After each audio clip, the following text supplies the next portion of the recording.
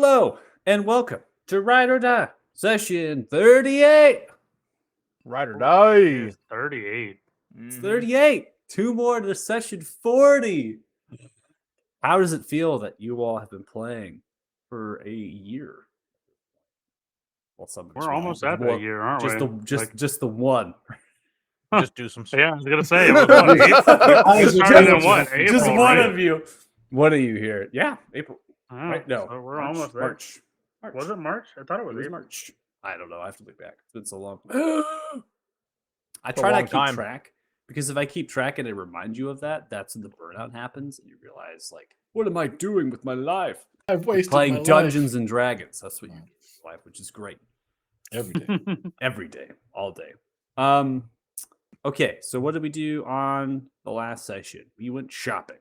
Obviously, that took off a bit of the. I think it was like an hour worth of actual real time, getting the items off, going through the coin, and then discussing of like what needs to go what. So from there, we headed out into the Yonda. Fetched stagecoach, got the war horses, we got the draft horses, we also got the medical supplies and other supplies that are intended for Fort Ferrand, the commander Remar Aluna, that was given off by the second master, Tyvus. And then we were in like this state. I don't know if you all came to the conclusion, but it was like, do we stop at Beelder on the way to try to follow up with an audience with the magistrate Magello, or do we? I mean, do we just check out the city, right? If there's something going on there, like, but I don't know if we. I don't think you all came to that real conclusion yet. I think it was just gonna feel it as you went. But there's nothing compelling you to go. It's only just been the request of, right? So you all requested the meeting with the magistrate, the first commander. The Southern Navy had said, "Hey, reach out, get an audience." There was even the mage person from the Empyrean College, right? The Society of Falthor that was like, "Hey, yo, King Reldor Talthar," and all these things. So we're all at the hands, right? If you really want to take the opportunity or the time to do that. Griffin Wyvar was introduced to you all as a character here. You all had a brief introduction, and then there was kind of a full introduction from the character, and definitely has a story who they are. So they're a Knight of Beer. They had actually fought the dragons at the Wizard's Keep during the attack upon them about 9 years ago. They had been spared. They actually had been spared by Horan, the gold dragon. On being spared, they have spent the entire time, right, trying to figure out a way of how Damno had done the spell. That's really what their agenda is following up. Now, they could have done more than that. Maybe they fought in the war because they're pretty far south there, right? If they fled and then they maybe got worked up with other things, right? They might have fought. They also could have done drinking, which they've showcased to you all, is that they're definitely falling into the bottle. And during this drunken kind of condition, they began to speak of a Kalissa. It's this name started kind of coming out from them, and these motions of death and these other things were happening. Meanwhile, they had almost this commune over fire, just this magicalness. And so the Knight of Beers are fighters with, like, I guess, Draconic Sorcerer subclass, right? They have this attuned ability to the flame. They have red or gold Draconic bloodline, and they were taught by the wizards at the Wizard's Keep to hone these gifts. Alyssa, from Tardan, you actually learned that there is a Kalissa that might be related. It's still unclear, right? But there is a Kalissa Airly that was a professor at one of the houses of Elyon and happened to be a vendor of the Soundgale shop, and then perhaps later transferred to the Wizard's Keep, or enrolled, or taught, or became a person. So where we're currently at, Ares, you have just stole the flask of beer, which is basically this endless supply of liqueur. You Pick saw up.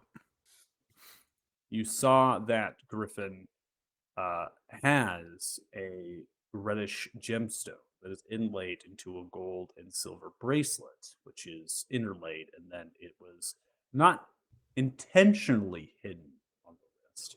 It just happens to be higher up on the wrist and underneath the cloak that the figure has been wearing. It's pretty much the entire time speaking to them. They currently are asleep under one of the, let's say, the stagecoach, right? And the rain is falling down. The campfire noise is happening, and we're going to go ahead and start it up there.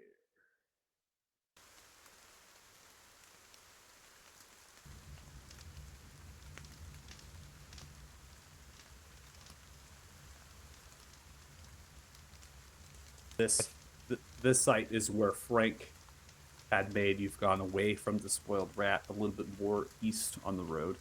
And you essentially just pitched a fire, put the wagons and the stagecoach around. Frank has taken the time to bed the animals, feed them, right, make sure everything's good to go.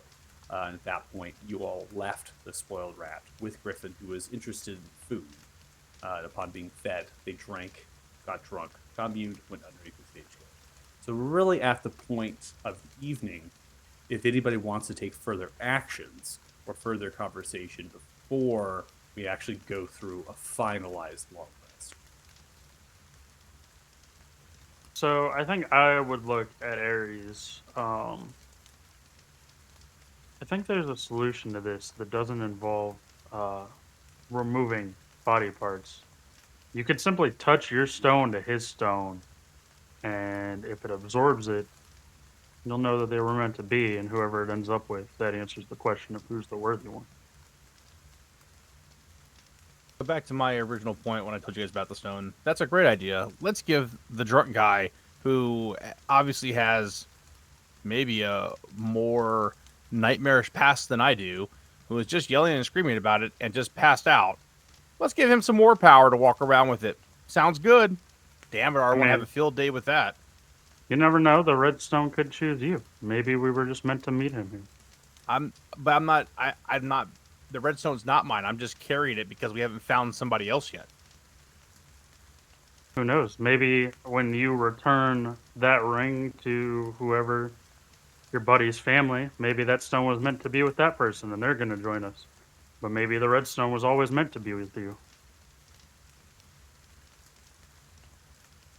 If I remember correctly, I got the redstone because Nereus had it. Nereus didn't trust you. Yeah, again. I mean, that checks out with Nereus and your relationship, I think. Yes, but again, there is a litmus test. Fine, I'll start pulling out my proven- hand axe.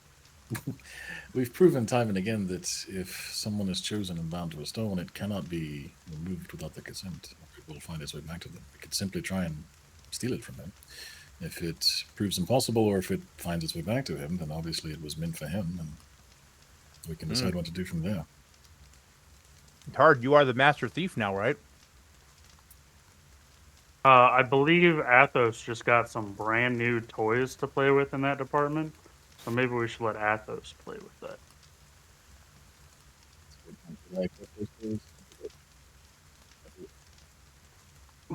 What's that?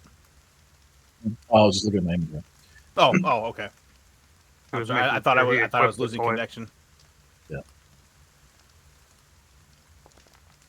I didn't mean to roll that.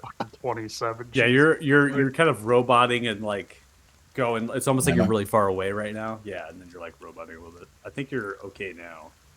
Weird. Yeah, no, I was examining my inventory to make sure I had them equipped, but I was planning on stealing them, so you can take the roll if you like. So you're stealing what? The gem / whatever it's on from. You're gonna steal the whole bracelet.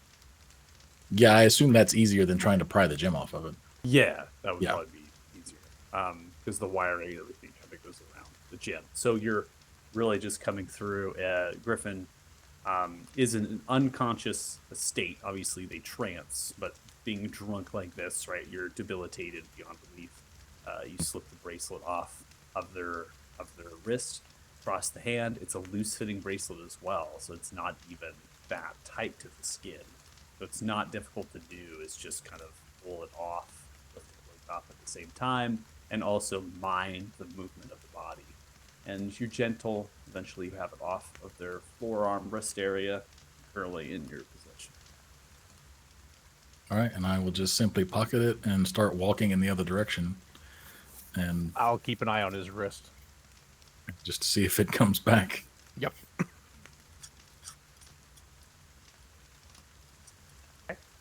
So as you walk in the other direction, the bracelet disappears from your hand. Obviously, your hands are invisible, courtesy of the gloves. And then as you watch the actual forearm and the wrist area of Griffin, the bracelet that reappears on. Yeah, so he'll come back to camp.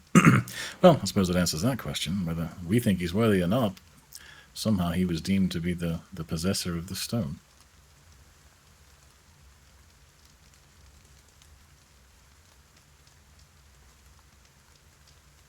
Does this mean we That have to more kill him now? incentive is this more incentive to chop the hand off? I don't know.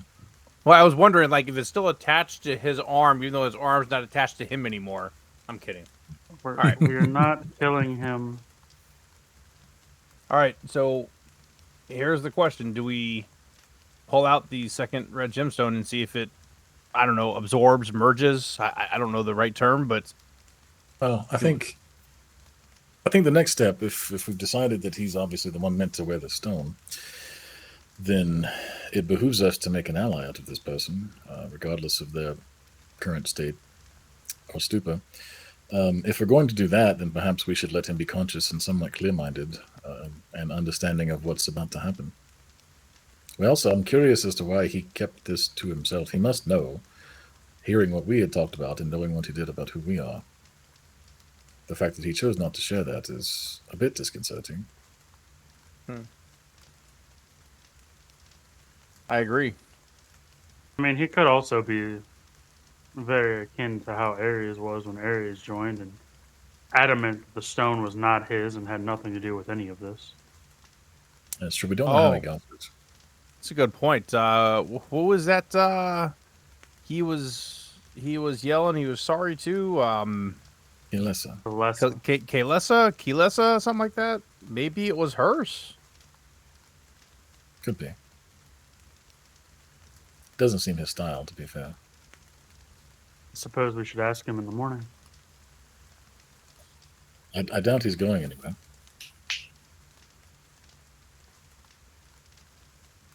That and So most of us don't sleep anyway, so he does go anywhere. Sure.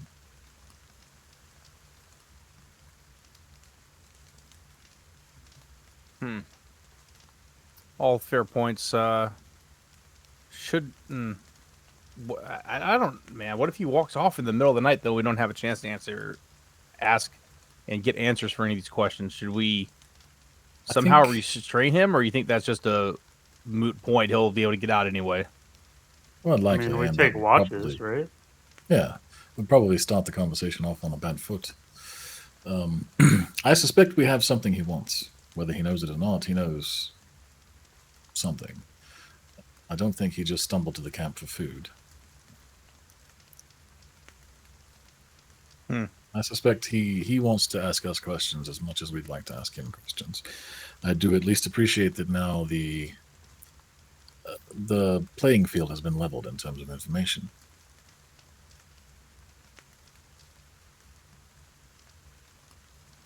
So to bed, I will take first watch. Athos, do you want to take second, and Ares Well- third? Sure. Do we need to take watches, or do you think the Raven's good enough? We should probably still take watches if we're planning to talk to this guy. That and the Raven may wake us up, but the Raven may also not see the person that tries to shoot us before they shoot us. You underestimate my Anyways. Raven from Bruga. No, I've seen archers like you that can shoot quite far distances outside of line of sight. Unlike the hot one that killed him. Yeah. Hmm. I still think about her. For all the one- wrong reasons, likely. The one that got away. All right. All that sounds fair to me. I will save the Raven for tonight then, since we're taking watches. I mean, you can Okay. still use it, right? You can use it once a day. There's Yeah, no point. I mean, once- it's just Yeah. So, okay. So, if I used it before the last long rest that we did, then it's available now already. Is that how? Let me It stays let up me for 12 explain. hours. Let me explain to you how the homebrew is of the item. The homebrew item simply states that it recharges at dawn, so you will get essentially it back at dawn. Right, it'll recharge. So Okay. you pop it up a night. You start it up right when you go to bed. Say, okay, it's nighttime. Mm-hmm. I'm going to pop it out. Then it will dissipate and it'll recharge in the morning. Does that make sense? Yeah. Okay. Because I was Okay. no, that's fine. I was reading once it's been used, it can't be used until the next day. So I wanted to make sure that I wasn't that I was using it at the right time. For instance, if we got in a fight and we wanted somebody to watch our back or something like that, I had it available to do that as well. So I'll go ahead and Yeah. toss it up then. So if you don't use it in that day, it's not that it's not wasted. You'll get it back in the morning. Right. But if you use it during the day, right, then it won't be available at night. Yeah. So if I have it available, it doesn't hurt anything to use it. I don't before a long rest to wake us up. So I will go ahead and polish it up nice and fast. Work it a little bit, get that magic lamp going, and get the Raven out there with. So I have two things for you tonight. One, make sure nobody sneaks up on us, and I'll lean in close to the Raven. To be true, I don't really trust Harden to stay awake during his shift. And two, make sure this guy right here, and I'll point to Griffin. Make sure he doesn't leave, please. If he does, try to wake us up, or wake us up, I should say.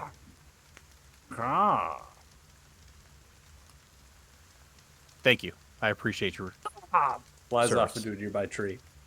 Perches themselves There we go. upstairs.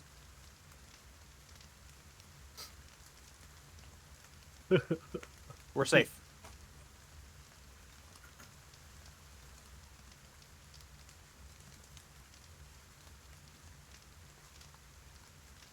Okay. Anything else for the rest of the night? I think I'm good. Okay. I'm going to go advance the time here to get us to the next day. If you all want to take a long rest, again, error, of course. Obviously, so the calendar's never going to update. Man, I got 3 errors on that one. ever again. I 4 mean, errors. I don't think it's ever going to be updated. I think the developers just abandoned it, which really sucks. So someone else has to follow. Hey, no exhaustion anymore. Let's go. We did it. Dumbass. We got there. What are you talking about? I was perfectly fine doing what I was doing. Me having to Go ahead, burn a Mike. 3rd level spell slot to save a man's life says otherwise. I don't know what you're talking about. The guy was trying to rob us.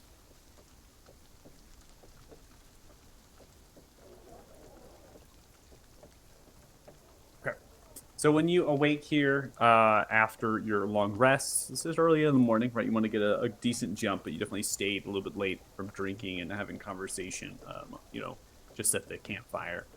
At this point, I imagine people are awaking. Dahi might be making a fire, right? Getting a campfire restarted, getting the pot going for perhaps rations or breakfast and these sort of things, right? You would do naturally on the road. Griffin has yet to awake. So they're still underneath the stage coach, and they are just unmoving right now, wrapped themselves in their cloak. There's carts that are now moving. Traders are kind of maybe packing up their stalls, getting ready to head in the direction of Alathan or Beelder, or perhaps further south or further north. And they are passing by on the road. So things are being quite busy on the road. It's not necessarily a road that gets incredibly trafficked as we're in a city or anything, but it's just these peak hours. You have a little bit of rush hour traffic. There's individuals that are also arriving to this area. There's some people from the nearby fields that perhaps they have established kind of these quote-unquote greenhouses or other sorts of fields that are yet to be fully harvested. And so now they're arriving to the road, and they're kind of hailing some of the traders before they're departing.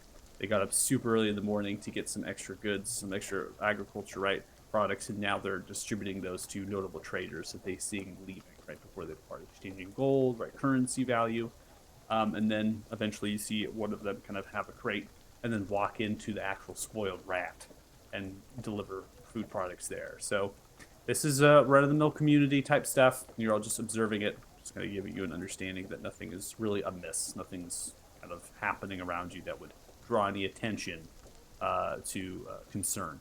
Now, at this point, your raven is going to dissipate, right? Because it lasts that kind of chunk for 8 hours. As it dissipates, just kind of dissolves into that powdery kind of silver white, and then it kind of goes back into the figurine. So you're really left here, breakfast cooking. Griffin's still underneath the stagecoach.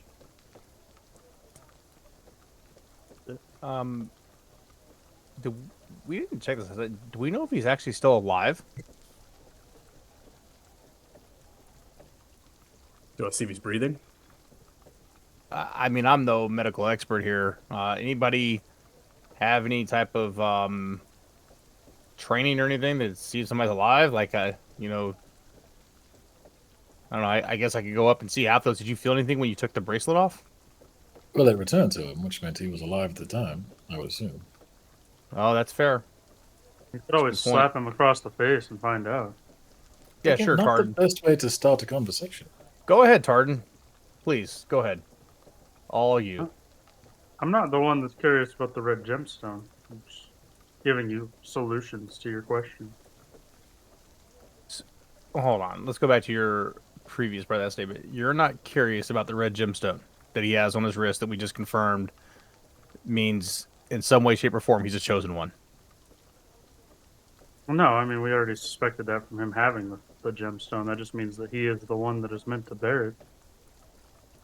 We've learned that somebody else is playing a game with us, and what that game is, I haven't figured out. So, thus, I don't particularly care too much about who carries it as much as knowing who that person is.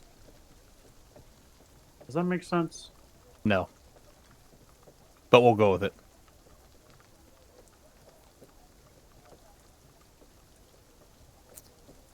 I will walk up. Is he laying on his back? Side, kind of curled up. On his side? Well, this is how they used to check after you know we got into a fight one way or the other to see if we were still alive or not. And I'll take out an arrow and I'll walk up and I'll kind of poke him on his shoulder, like not hard, not trying to, you know, stick the arrow in him, but just kind of like a stick poking, you know, to see if Okay. he moves or anything. So you poke, and as soon as you do, immediately reaches for the longsword at the side, pulls it halfway out of the scabbard, and immediately it lights with flame. Just immediate catches on fire for a brief moment, and then they put it back in. They look at you kind of wide-eyed, and just like have that realization that you're actually there, and it's not some dream that they were having. As they're kind of shaking their heads a little bit wildly, they begin to kind of come out of the stagecoach, pulling themselves out in the direction of you, standing up tall. They then begin to crack bones and other things, and smelling the air. Oh, it smells wonderful. They begin to make way for the campfire. The light rain falling down, they put the cloak over the hood. They look in the direction of the pot. What are you making? You're muted. You're muted or you're not. It's not coming through your microphone. One of the two. Nope. We You got may nothing. have to, in your settings, choose the microphone if it's not default. This app doesn't save settings very well. Yeah, it doesn't save your settings, so I usually. Yep. We got there you. you go. For some reason, it defaulted to my Valve Index VR headset. Mic. Yep. It's like switched out of the blue. Anyway, That's awesome. I just was making up a little bit of breakfast here, a little bit of snacks for the road later on. Oh, well, it's great. It's awesome. Not sure what happened a whole lot last night, but it's like I ended up someplace safe. That's good. Kev Yeah, Zone. sorry about poking you That'd that be way great. to see if you were there or not. I just was a little concerned that you may not be alive. Oh. Yeah, you don't need to be concerned about me. I can watch myself. I think so. Walks away from the camp, begins to go in the direction of the spoiled rat, Oh, digging into one of the riding horses that is currently roped there, digging into the saddlebags. They take a small sack, cutting it, oats and other grains, setting it down, unties the horse, and then reaches into the saddlebag, pulling out a bowl and a spoon, something that you had provided before. Eventually, just walk over to the campfire with the pot. Thanks, I appreciate this. Spoon the food back into the bowl, and they just kind of sit down onto the ground, eat it. No problem.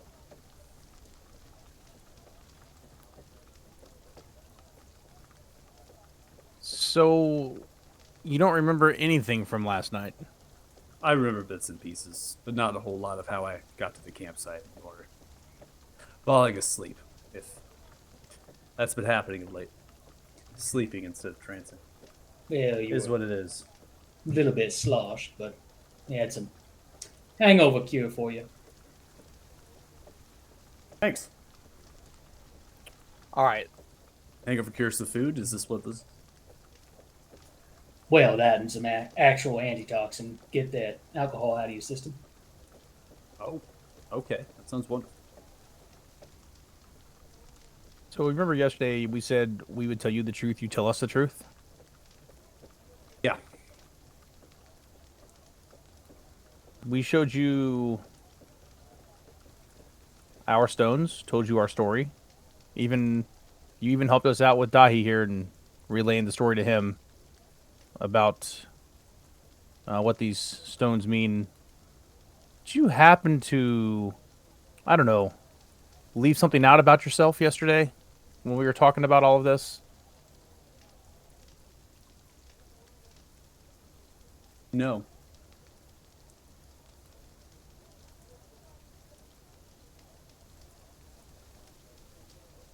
All right, I'm just going to straight up ask, are you a chosen one? Truth for truth, remember? I have. It has been told, divination magic does not work on me. Hmm. Does that mean that I'm chosen? I have yet to do something remarkable, band together.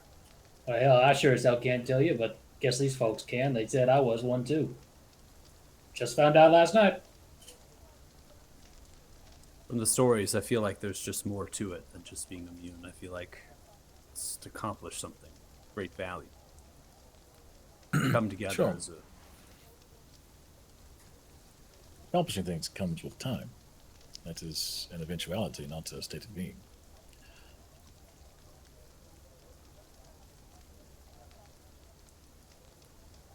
Also, in our experience, it has come alongside the burying of the stones that we told you about at Shoju. One of which you seem to possess.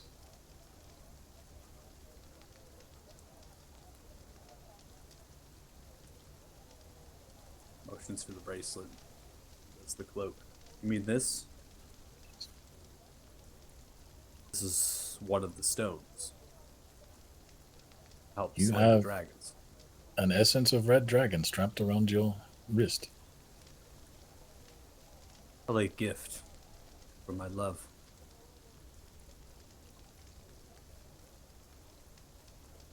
If you did you not know that that was one of the stones? No. Have you ever tried to get rid of it and all of a sudden it reappears again? Why would I ever get rid of gift from my late love?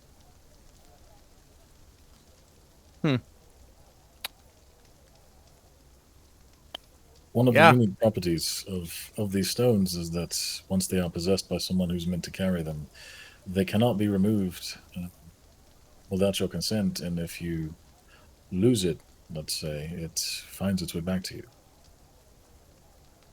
Raises an eyebrow. I'm assuming you attempted to steal this last night. We performed an experiment, yes.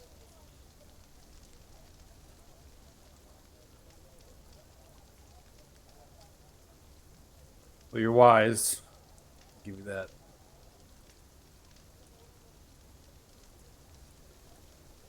Intelligent, I don't know. It's to be seen. That's subjective, really.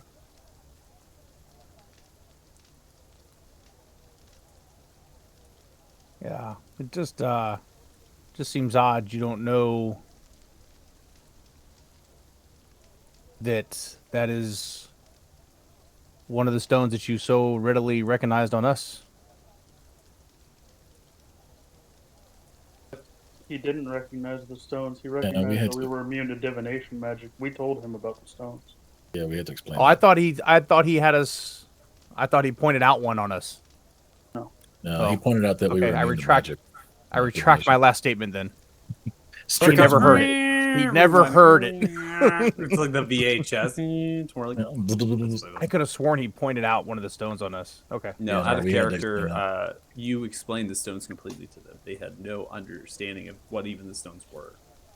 We kind of couldn't have that conversation without explaining it to Dahi, and I was like, we might as well just explain it to him while we're at Dahi it. didn't know either. Yeah. Yeah. Yeah, that's fair enough. Okay, sorry. So I'll retract that last statement. I suppose what my colleagues are getting at, Griffin, is that it leaves us at a bit of an impasse. Because your path is going to lead you to Belgium, and our path is leading us back to Port Farron and then into the marshes. And we seem to have one part of the stone, and you have another part. It doesn't make sense to leave them separate when they're so close together, given the fact that they have the power to influence the dragons at a minimum. So you can see our predicament of we just met you, so we don't want to give you our stone, but at the same time we can respect that that bracelet means a lot have to you, so we can't. No use for your stone. I'll cut you off right there. I fought in the war early on. I've seen what Erathun is capable of. With or without the stone, do not stand a chance against. Overtake remarkable equipment and experience. Many more of you. I alone never be able to deal a blow, nor to the namesake of my blood. My magic is fire. My blood, red. Not just in color, the scent. My magic would have no harm onto this dragon. My purpose is to understand the spell, the ritual that was used. You have done well, from what I can recall, for my drunken stupor. Tell me about the Isle of Belgium. I will go there and seek for it, and find more answers. Seems your quest is to slay dragons. You die, or do not die, does not matter. Oh, it kind of matters to us. I was gonna say, hold your horses. That's again subjective. So, I'll just. You said you received this as a gift from your loved. What would Kalesa say if she knew you weren't helping out the people that were trying to help the world? It's obviously was important to her. I will forgive you. Clearly, I spoke this name. You don't recall speaking. It happened when I was too drunk, and now you twist and use it as leverage. Be quiet. You stern, straightforward words. Your lives matter to you. Yes, that is true. They do not matter to the quest. Sure. But that stone does matter to the quest, and that is what I am getting at, is will you willingly part with the stone if we do not take the whole bracelet? Of course. If the stone is what you need to slay the dragon, your quest is to slay the dragon. The stone is yours.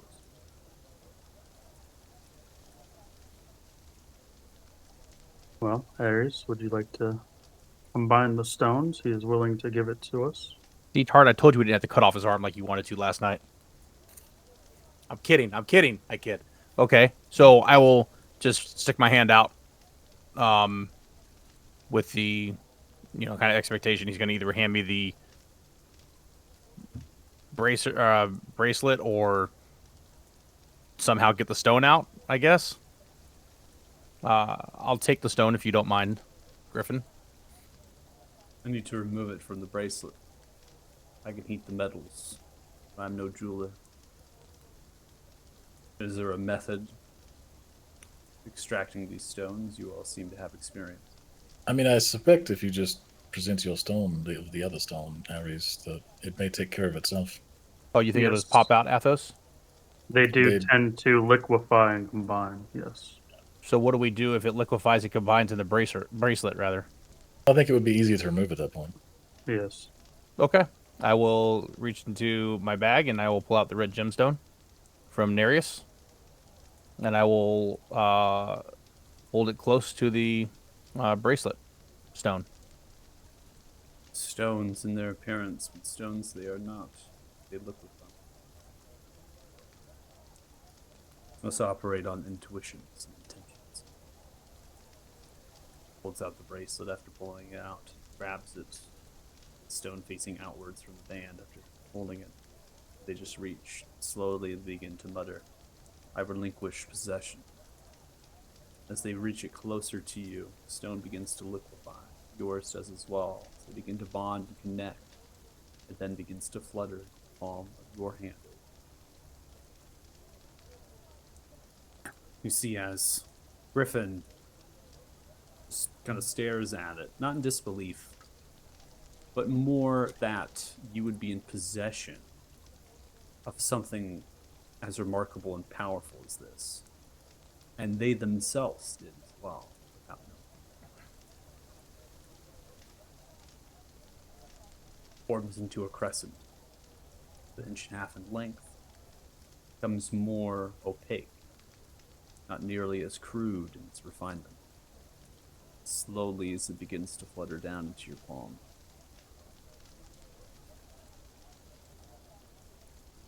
You begin to feel that the campfire nearby you, which is where Griffin is sitting, no longer feels hot.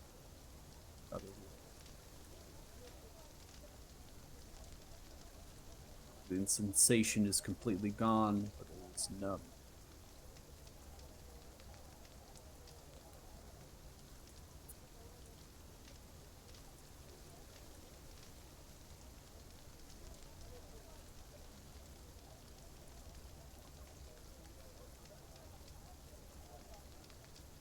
Well, that looks like it worked. Yeah? Well, I suppose this is all of your first time seeing this. Atha, were you there when we... No, No. none of you were there for the stones. This is the first for all of you. Huh, I guess that's why I was a little bit more candid about it. Yeah, I heard so stories of you blowing up a building with them or something. that wasn't us. Those people are no longer with us. No, that was when they tried to break the stone apart. It was ridiculous. That sounds like a terrible idea. Yes, I'm pretty sure Yeah, it we was didn't know what Tardens. it was. No, I wasn't even there. As I stated, stones only in their appearance. Might not be what they look like wherever they come from. It's what is presented to you as such. Yes, best of our knowledge, they are the literal essence that formed the dragons from the Prime elementals. prime elementals upon their creation.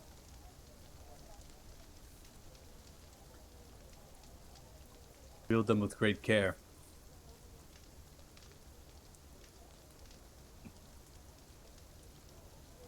It is So our you're bound- plan.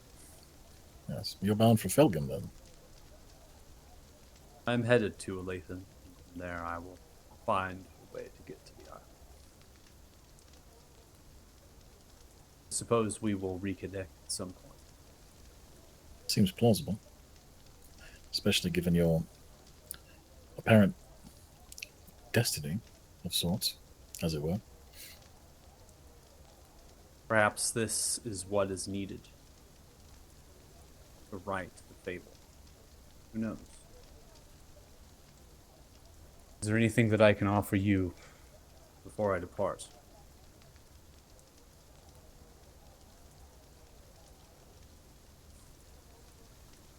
Nope, meals on me. So we all good. Yeah, I don't know For that. the antidote. I feel honestly quite a lot better. No hangover. It's a solid You plan. should take care about getting out of your wits like that. It's rare as someone like you yourself in a defenseless position. You should be careful not to spend too much time that way. Duly noted. I'd be careful trying to steal things. I was not defenseless. Well, good luck. You as well. May your inner fire burn bright. Begin to walk away. As they do, they stop for a brief moment, then they turn. Oh, enjoy the flask. Turn back around. You can head in the direction of the horse. Fuck, Board. Tard, you took the flask too?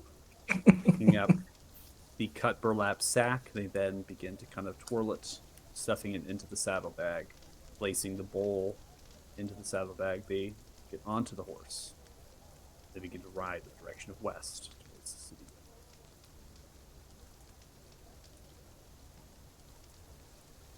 So I suppose when we pack up, well, the question is, do we skip Balder for now and just head to Fort Farron? I feel like, I mean, I'm open to suggestions, but that was largely your plan, so I would defer to you. I I think mean, given what he said about the king, he Well, was probably the most straightforward person we've met in this entire journey. That's fair. Yeah, no bullshit with that. Even the Navy captain sort of implied that the king may not be as friendly to us as one would expect simply because we are poised to do something that he and his empire cannot. And that is bad for public appearances, should we say. or potentially good for us in the form of resourcing if we offer to do it under his name. I am Right. not doing anything under the Talthar banner. Yeah, I don't know that I would do that either. I mean, are we out here looking for glory, or are we trying to Yes. save? I care nothing for Alright. glory, but I Well, also there's something to don't be wish said to. about traveling for the sake of traveling. I simply do not wish to help prop up an authoritarian regime who has a habit of burning books.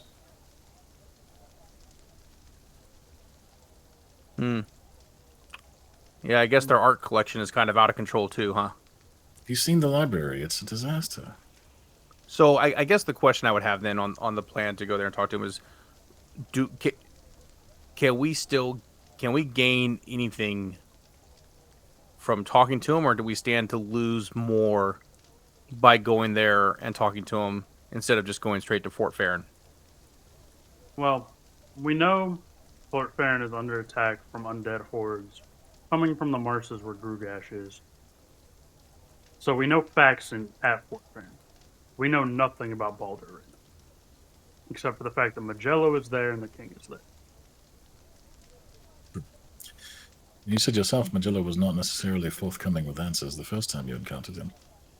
Correct, and we don't even know that necessarily this is the same Magello, given how we've seen time work. So it's possible be this is either a younger or an older Magello or a completely different timeline Magello, seeing as how Nameless has said there are multiple timelines. Imagine if it was just some other chap named Magello that had nothing to do with any of this. That's also that. That's also part of the reason why I think that we go with what we know, and we know about Fort Farron. We don't know anything about Baldur. It's fair. That, and we did promise Dahi here that we would get his supplies to Fort Yeah, Farron. we do have supplies, and I imagine, yeah, that's a timely need rather than we'll get to it eventually.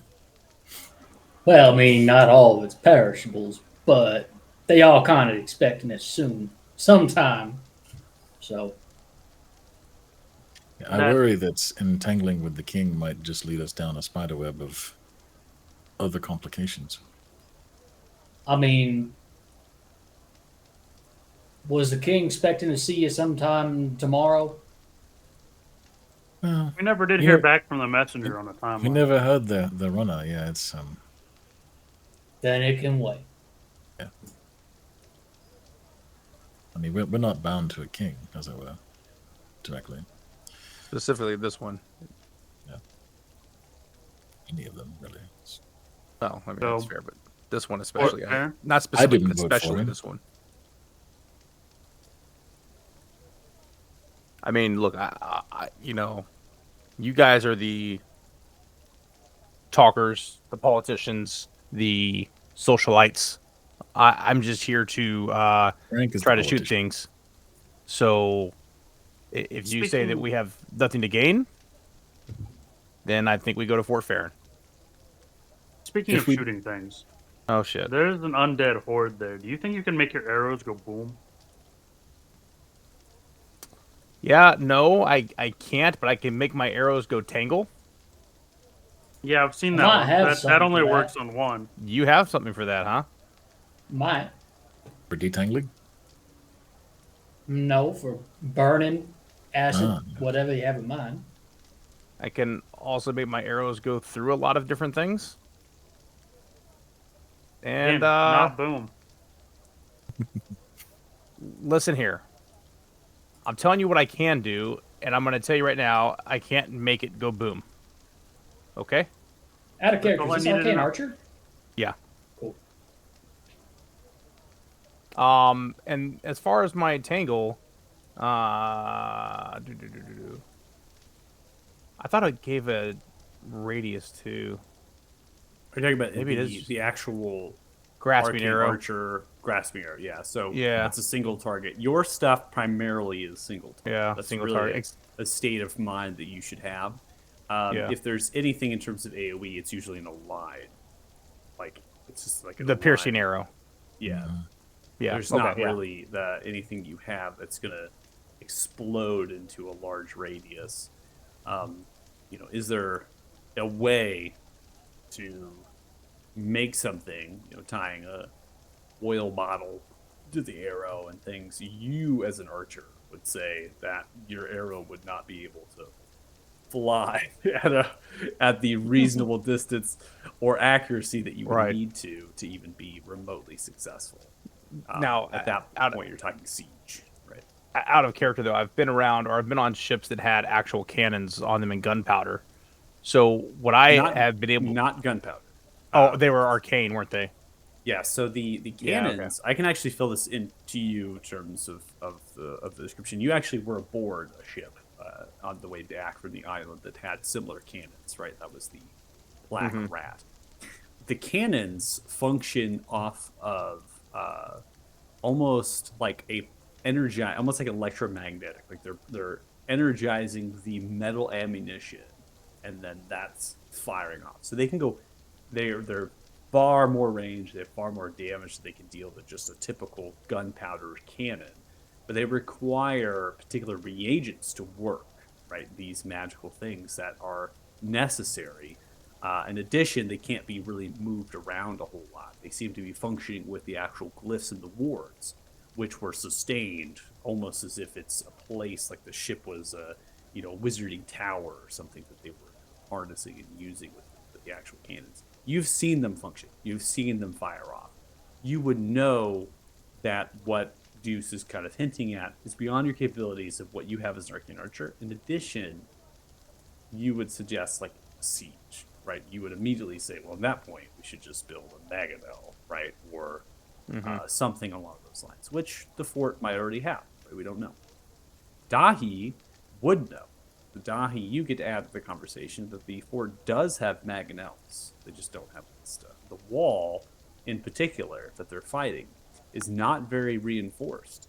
It's only about 10 feet tall, has a slight walkway to it, but they are building up the wall as the weeks transpire. So they're working on building up the wall from the east direction to north and south, so kind of creeping it out, and then the hordes attacking on the the west wall, right? So they're coming out of the Smallwood, and they're heading east into that wall. So you can't really reinforce a wall at the same time it's being attacked.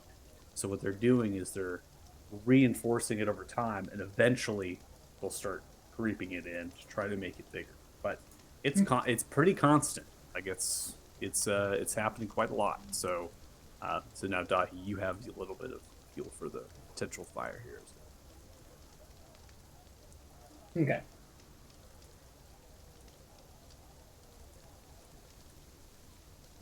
No, I don't have anything that'll go boom, Tardan. Okay. I was just wondering, horde, big boom, may make life easy. But I think I may have solutions for that, so that's okay. That's not to say. I mean, like, look, I'm not shooting something massive on a little skinny arrow. However, I don't know. Potentially there are fixes for it. I just don't know how it would be done, to be honest. I'm not much of an engineer. I think Dahi was saying he might have a solution for it. Or know of something, maybe. So I'm all for trying. I'll just leave it at that. Out of character, what did we do? Did we take the stone from Dougal? Does Dougal still have the stone? I have the stone. Okay, I couldn't remember. Do we also need to worry about Frank's?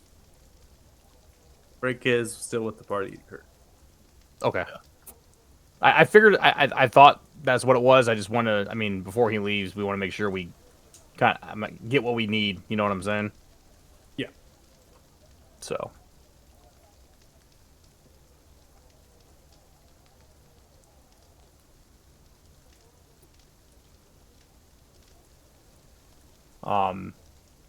I think then, like I said before, my vote is Fort Farron. Yep. All Same. right. Let's pack up and head out. Okay.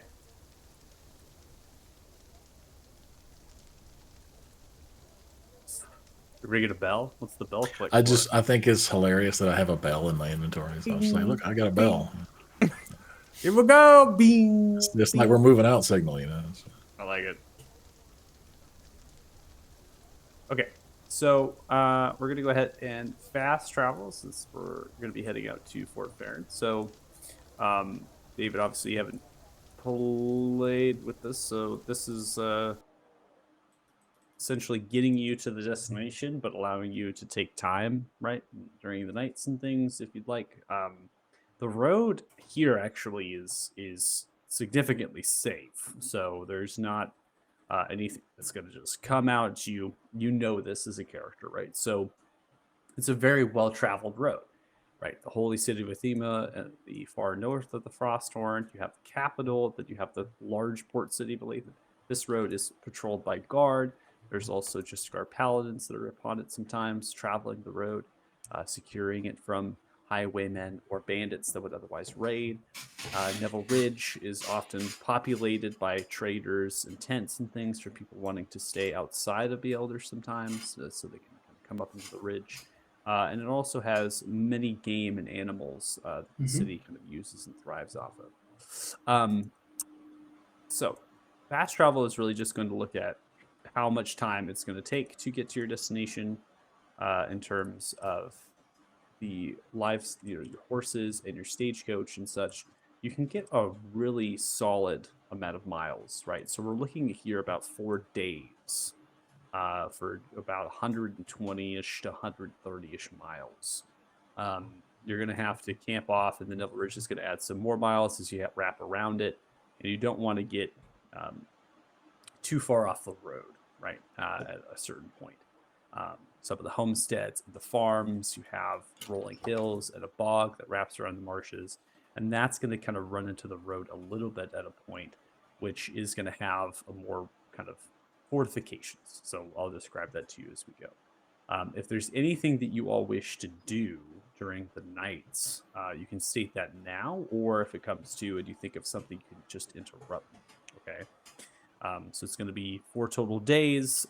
So it's 3 nights, and then you'll arrive kind of on the 29th or 30th, I should say. I think it'll be the 30th in the morning if I calculate the miles right. Okay, so I'm not hearing anything in particular, so I'm just going to go through narration here. I'm hearing something now. It's Yeah. happening. Yes. No. Yes.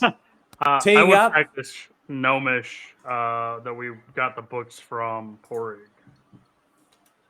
Okay. So I would probably do that with Athos if Athos had time, depending on what he's doing. But Okay. So you're I should have practicing Gnomish? time. I'm going to spend one night making poisons. Okay, so craft generally is on the realm of 2 hours per craft, and you can always make bulk too. So if you're saying I would make a bunch of potions, right? you can Yeah, do I want to that. make Mhm. like 1 dose of one and a couple doses of a couple others. So, Okay, are yeah, you doing probably active even- rolls or are they within your passive list? So for those, I can't see the rare. I guess I need to look up the rarity. The D. Let's see, I think the DC is put onto. All poisons are rare. Okay, Rare. I see. Let's see. Okay, and then Yeah. that DC is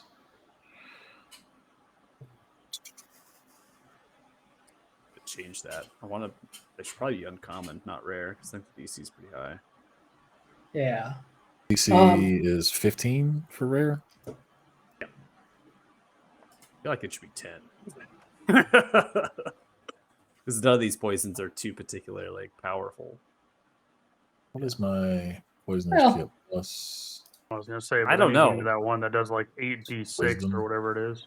Yeah, I don't know. Maybe rare is a good point because So, yeah, my poisonous kit should be plus 8. So And then with plus the acid, that active, makes it on the active base. roll.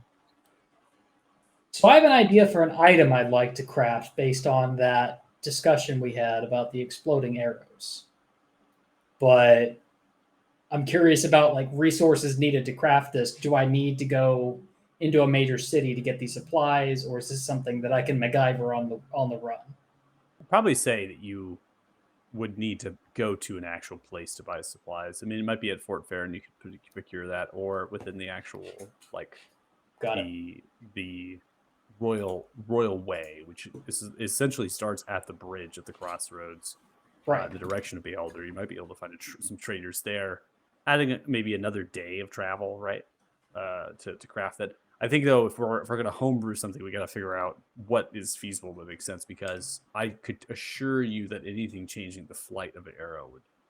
Yeah, well, explode. No, I was actually thinking of, That'd be of another item, like an actual given item, no homebrew. like a real item. Work on Yeah. the homebrew explosive stuffs later. I'm happy to work on that at another time. What's the Explosives, item? Yes. The Mizia mortar. It's basically if you had an M72 law in high fantasy. It's just like a pocket mortar.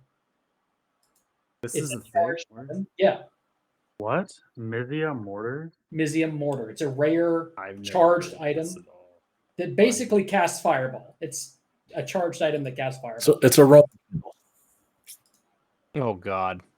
Interesting. I didn't. So know my this- thought was, because it's a weapon that I can craft with Oh yeah, my it's carpenter's wrapped. tools. It's basically like just a giant catapult, like a fat man from Fallout 4. But Short tube, 2. It's feet long. Ravnica, isn't it? Yeah. yeah, it's a Ravnica item. Yeah, this makes a lot of sense now. Yeah, That's funny. but I mean, it's basically just a wand of fireball, kind of, but not different flavor. Yeah, I mean, Oh, it can- if you want to add another day of travel, I think this is an okay item to craft. This is I mean, I think it's something that you can probably put together. It's not very complicated. It seems like just a tube that fires off magical projectiles. Basically, just make it like a giant catapult that fires Spray. an alchemical component. I didn't know this existed. I didn't realize that this existed either. This is so interesting. It's super cool. I don't use a lot of Ravnica stuff. That's the thing. I've never actually really got into the book too much. So Yeah. Got But 3 that charges will in hopefully action. have to do for your explosive arrows for now is having a pocket nuke launcher. Yeah, it's not that powerful because yeah, when you think about it, a 20-foot radius is Fireball. big, but it's 60 feet as the range of it. So you actually have to be pretty close to even fire it off. But yeah, it's a fireball with half the range, and then you don't get like you just fire one and you're pretty much done for the bombardment. You have a spree. Yeah, I think it's fine. If you want to stop at the bridge, add another day onto the travel, probably make it a roll for it. So obviously it's gonna be it'll fall under the charged item because it has the way that the charges work on it. It'll be a charged item, not a permanent item. 4,000 gold to craft it. Out of the 20 that we brought with us, Yeah, so if that's what you would like to do as a party, I think that's It's up to totally you fine. guys. I'm It okay might, with it. it might be easier for me to make a wand. Let me see. Can that be made with carpenters? Can anyone use a wand? I thought wands had stipulations. Yeah. No, wood carvers, not carpenters, so no, I can't make it. Most wands require attunement from a caster. That's generally Yeah, F that. Find on them. That's true. Yeah, so Which the would mean only me, and I have 8,000. the mortar doesn't attunement require attunement right at now. all, so No, yeah, it's just a weapon basically. So, pretty much. Baby siege weapon. like, how would you roleplay this as a character that you know about that? Like, hey, you talked about I'm fireballs. As I said, I'm just making like, I have a sling. Why not just make a big old slingshot that just hucks a giant bag of alchemist fire? So yeah. Tool wise, because this isn't a wondrous item and it's gonna depend on the type. I mean, this is a smith's tool item. So that's why I was asking, can I reflavor it as a giant catapult-like device to use carpenters instead? I don't think so. I think that this is going to be particular to a smith's tool because it specifically just like it says it's a metal alloy. Okay. And it's working with molten metal fire. Then, so unfortunately, I we can't do happen that. I happen to have smith's tools. Okay. Well, I'm happy to instruct him on how to do it then. I got those to make my arrows a while ago, remember? Oh, that's right. That you were is making- right. making those. But we haven't had any downtime for you to make arrows. No, but I have definitely shot a lot of arrows. We Yeah. went sightseeing to the lighthouse. What do you shot mean we it. haven't had any downtime? I've shot. Yeah, but we all needed that break. So went to the- okay, so that's something to do if you really. I mean, you might not get if you can't make the roll though because your passive isn't high enough. I don't think for 17. Let's see here. That's true. If That you is- do fail, it is going to be a steep cost. I mean, 4,000 gold out of 100K. But we only have access to 20 at any given time. I mean, that's fair. What does smith's tools go off of? It's its own proficiency. I'm not proficient with them. You could use your intelligence with Smith's tools, and you can roll proficiency on top. So it's a +7 to the 8. So you'd be looking at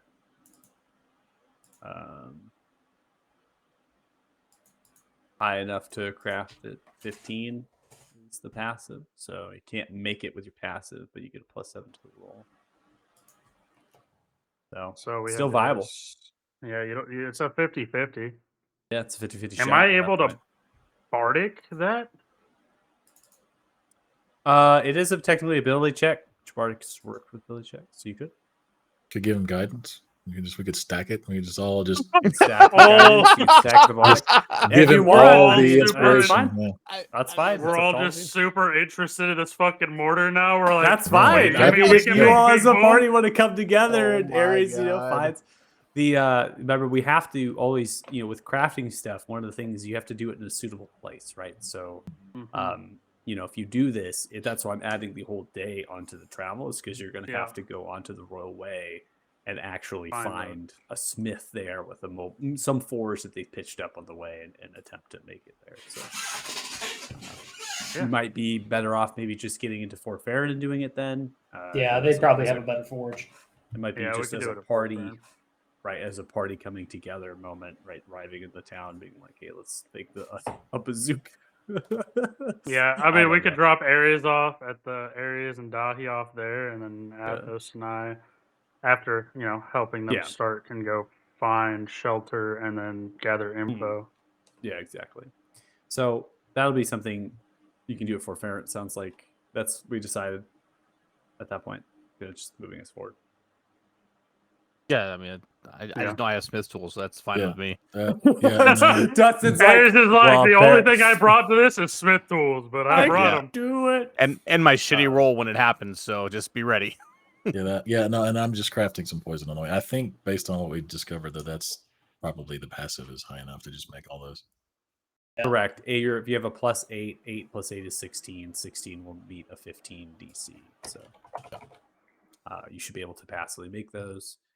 So you probably could just drag them into your inventory and then obviously reduce your poison supplies and quantity in your inventory. Most of the poisons are actually decent from the compendia.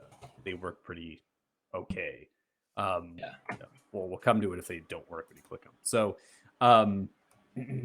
we have 4 days of Gnomish. Again, I don't have a particular way of tracking that, so just maybe Nope, make a I'll note. track it in the notes. Okay. You Okay. can see your notes there. And then anybody else? I think I'll make some potions from our supplies. You guys want some potions of growth or potions of heroism's not bad. We don't. Do we have any? Well, we don't really have much in the way of big damage spellcasters, so that's not great. Potion of Hill Giant Strength, 21 strength for Just an hour. insult my spell damage. Oh, Do we fine. have? We don't have anybody that uses There's strength. do no we? strength based. No strength-based players right now. Frank. Yeah. So, have so a- having good strength in a pinch could be a helpful thing. Do you happen to have anything that will increase the AC of the only person that's probably going to be in melee range of people? We can give him.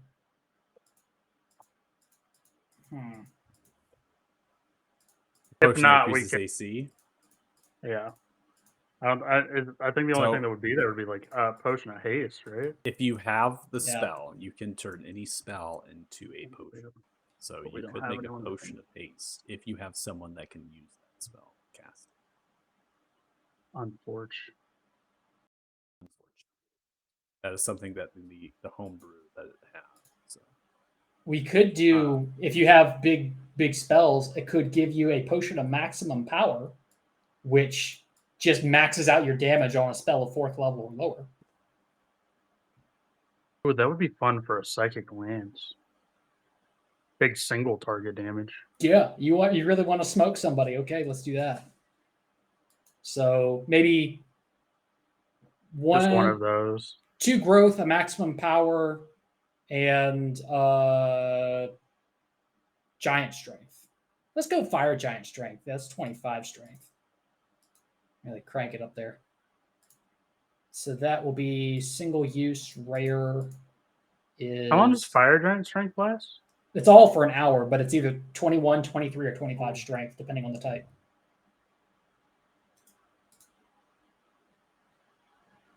So You that's go battle bard with So you're not- fire giant strength. you're just making the potions. You're not turning a spell into a potion. yes, we're making 4 generic potions that already exist. So the potions should be okay to pull into because we bought the resources before we left into your town last inventory. time. Yeah, so you should be able just to hit Control Spacebar and then type the potion and then just drag it into your Yep. inventory. Try to pull from the SRD, and then if it's not there, then Let me see. So it's 8 plus proficiency plus ability, which would be wisdom. 8, 12, 13, 14, 15, 16. yeah, we you had should 3 beat or the- 4 proficiency. You should beat the passive DC or single rare. Yeah. Okay. Yeah. Yeah, because it's You should 15. just Yeah. be So able- you should just be able to make it. okay, so that's 2 rare and what did I say, 2 uncommon. So Yep. a total of 5,500 gold out of the supplies pool. I'll go ahead and mark that off. How many supplies did we buy? 10K, right?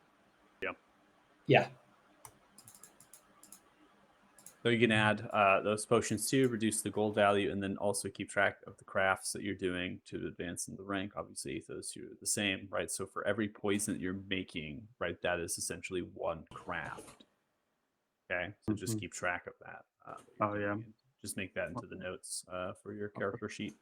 The notes. I've been trying to see if anybody's going to take the potions. helm for the new D&D 5e version for Foundry, and no one's taking the helm for Crash's tracking or anything like that. So, I'm just Oof. kinda, yeah, I don't know if I have to. I might go to the league. There's a platform of module developers. You can freelance them, so I might have to go to them and see if I can't freelance a mod for it. We will see. Okay. Anybody else for the 4 days? Obviously, Ares, you're right. You won't be crafting this until you get to Fort Farron, so you have 4 days to do, and there's more time to. Yeah, I'd like to ask Athos, since him training me in perception works so well. Seeing as I'm assuming he's not making the poisons in secret, and I believe I know that he's the one that tossed the itching powder on my neck as well, which I still have scars that are scabbed over and healing from still. By the way, I would like to ask Athos if he could maybe teach me, if he thinks it would be good on arrows, how to do that as well on these 4 days as he's making the poison anyway. Okay, so taking 4 days to learn proficiency of poison. Yeah, like try to learn how to, how he's doing it, what it takes, how do you use it, what are different types of poison, kind of the basics of the so what behind it, figuring I see him doing it and I know that he throws knives, so maybe it'll become something I can use on arrows as well. Gotcha. Okay. And he did give me a poison bottle as well, I think. Yeah, I think I gave you my correctly. last vial of serpent venom. I think that's what it was, serpent venom. Yeah. Yep. So I'd like to start studying to learn that on Okay. our trip since we have time, and he's doing it Okay. anyway. So you can put in your notes 4 days towards Poisoner's Kit. Remember, 10 days for half proficiency, 20 days for proficiency, and 40 days for expertise. That's all viable in terms of downtime. So kind of keep track of those days. And then, obviously, again, you can interrupt me or chime in, but I'm going to start the narration. So if you think of anything that you want to do in addition to the time beyond just crafting, you can think of things to do. So you're leaving Sterling Outpost, and you are heading in the direction of Fort Farron. So you're proceeding north here. Also create a little bit of do this music. All right. The homesteads and the farms along the road are populated quite heavily, and that was showcased from Olathe to the Sterling Outpost. It takes a day's worth of travel before you reach the crossroads that connects this massive bridge that goes to Beeldor. Beeldor is a massively defensible city. It is positioned with the walls cresting into the river, the tributaries on either side. There's an aqueduct with their own independent walls that protects it from intrusions by the water. The metal gates can be seen and observed blocking those as they're funneled in one way, right? So the water funnels in from the west, and then it goes through the city, and then it funnels out to the east on the lower end. The north and south are connected by these intense marshlands. The best way that I can describe this city on the exterior is like London in the early days. If you've ever seen Vikings and they showcase London, or if there's some new Viking shows, right? the London is always that kind of thing that they show, and there's these marshlands that kind of surround it on sides of it, which make it a really defensible city. It's similar to this. So those marshlands kind of make it so you can't just like walk up to the walls from the north and south. So if you attack by the land, there are townships. There's actually like, these specific districts that are dedicated to villages that exist outside of the walls that spill somewhat into the marshland or into other kind of riparian zones that they've cultivated. And those sustain more an additional population than what is in the actual city. Bealdor is a city that is only permitted by those that have business.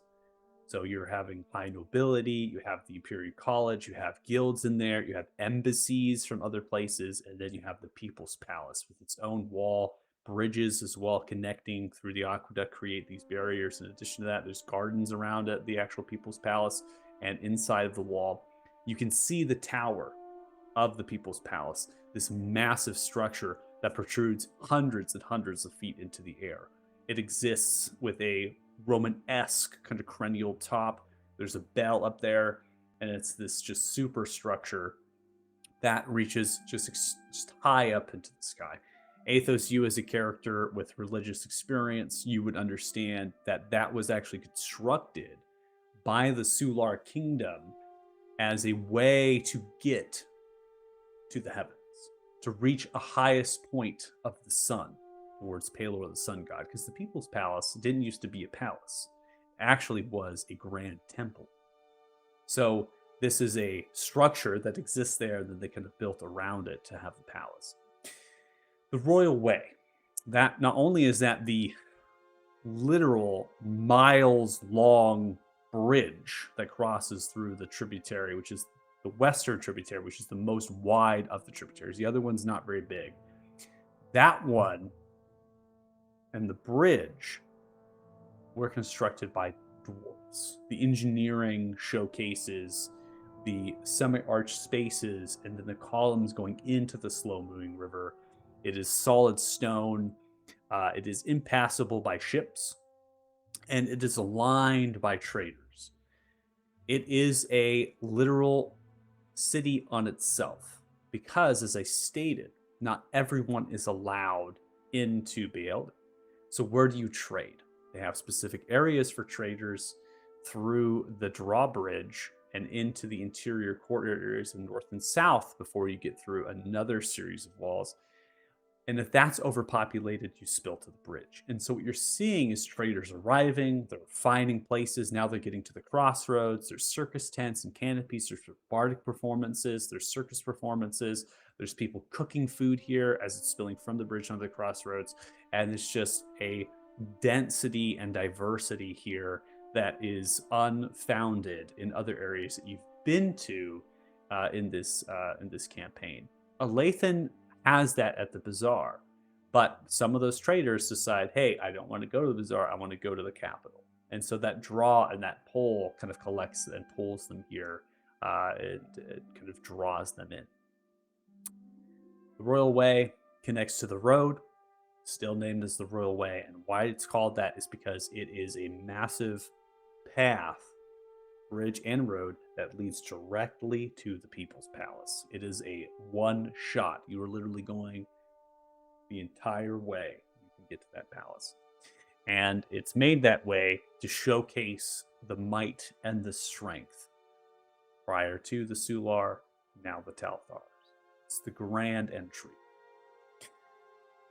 Once we're in the crossroads, after the day's worth of travel, it's easy enough to set up a place to camp.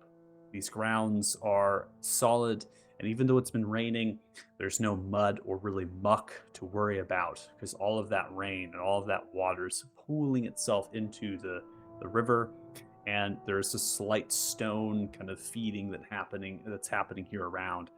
You can take the time to observe a bardic performance, or I said even the circus that's here.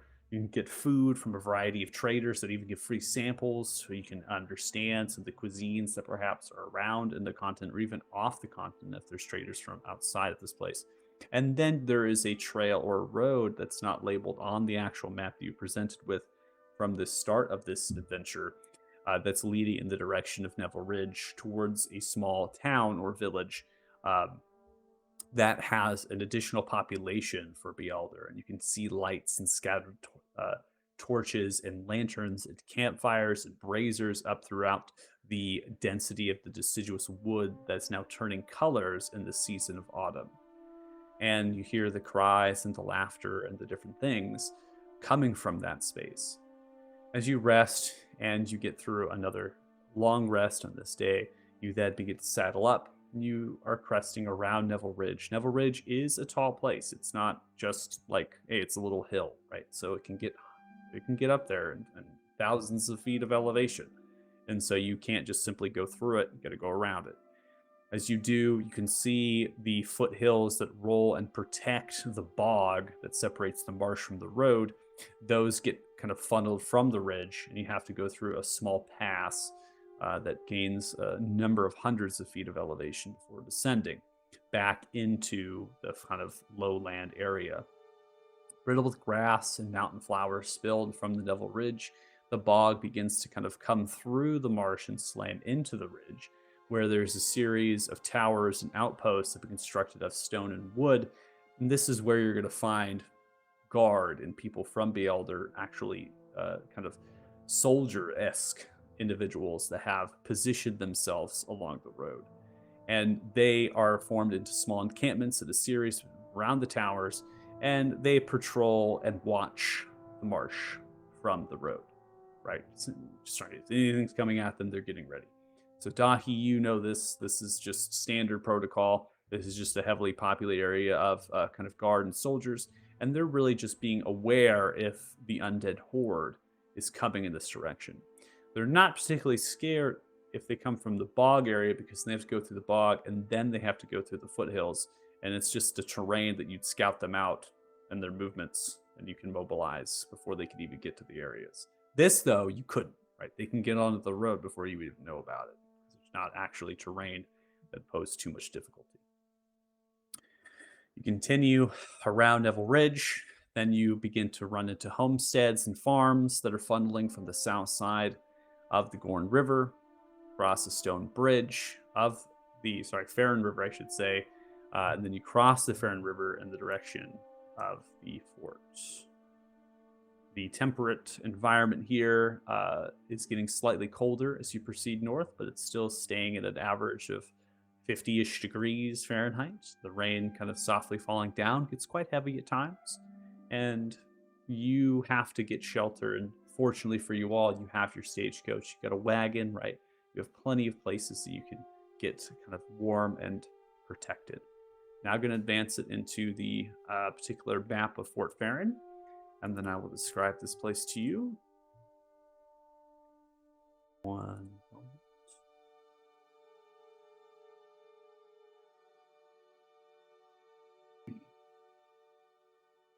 So Fort Farron is not a typical fort. It is a fort that has an attached town. Okay. The fort sits at the crossroads of many major roads, particularly the road that you're on, heading from south to north. You head continuous north, you go towards the holy city of Othema. You head west, you go to Norfolk, fishing village, Martius. Head east, you go to the Gorn Pass, and then into Ismar, a nomadic region. The walls of the fort, particularly the ones around the town, are 15 feet tall and about 10 feet wide.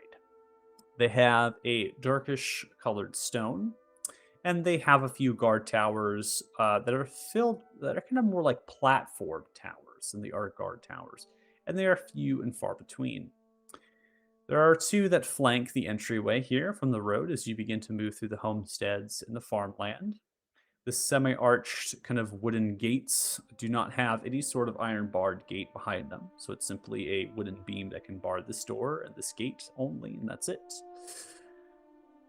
As you observe the keep stands taller than all of the structures. It's surrounded by a similar but yet lower wall on its western side, and then on the eastern wall, it's being built up to about 20 or so feet, actual guard towers, and that's beginning to pull towards north and south, and you can see the pulleys and the cranes and the scaffolding that they've built to do this engineering project, and that is standing above the walls as well. So you can kind of see that in the distance. And the small wood is, in fact, that it is a small wood. It is filled with deciduous trees that don't grow particularly tall.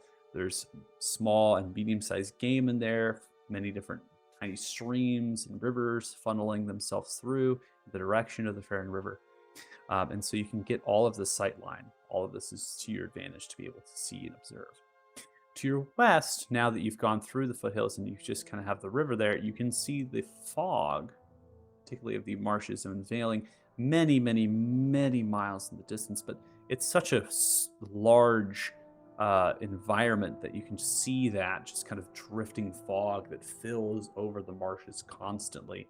And it's something you can now kind of observe now that the foothills that kind of roll and separate the bog are no longer. And you were able to see this as well when you countered those Telthar guard soldiers, particularly the outposts and towers. As you pass in, the guard don't really stop you. They're not taxing you. They're not doing anything to impede your travel. Really, they just kind of wave at you. There's a central brazier of metal.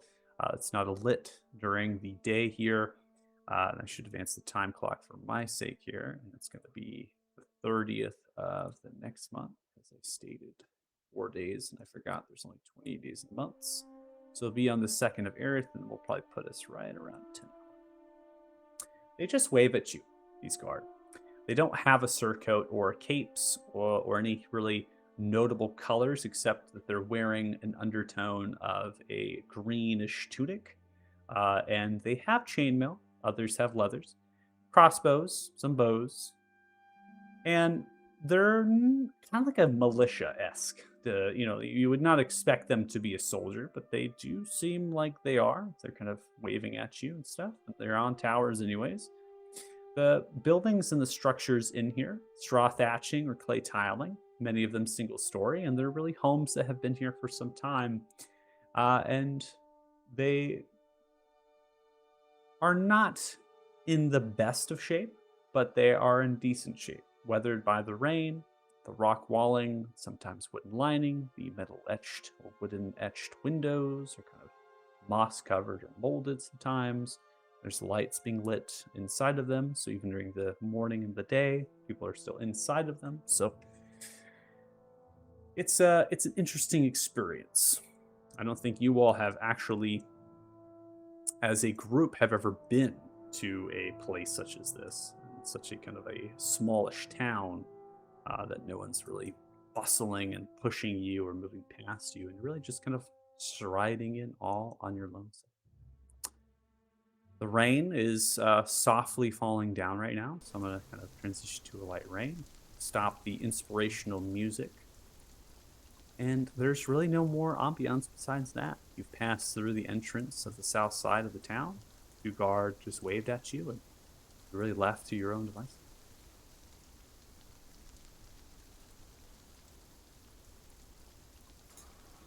Okay. Once we get inside the gate, Dolly would probably wave back a little bit. Some of the guards, they might recognize him, they might not. But to whoever is driving or leading the horses, I suppose. You have your wagon. So currently you're the driver of your wagon. You have the draft horses there. I'm assuming one of the others are driving the stagecoach, and the war horses sit attached to that stagecoach. You look up towards one of the guards, see if they recognize you, and they look in the direction of you after waving, and you kind of wave back and give you kind of the thumbs up, almost as if they're kind of pressing the hand towards the heart as a thank you, not yelling at you. They then kind of go back looking in the direction of the south. Okay. Would I know where I need to deposit these supplies? I would guess at the fort proper, but maybe there's a storeroom somewhere in the town. So everything that you have ever dealt with in terms of delivering supplies is usually to the keep itself. You actually can pull right in through the wall into the courtyard And generally, the actual keep stable master will take the horse and the wagon, and then they'll begin to walk that towards the supplies.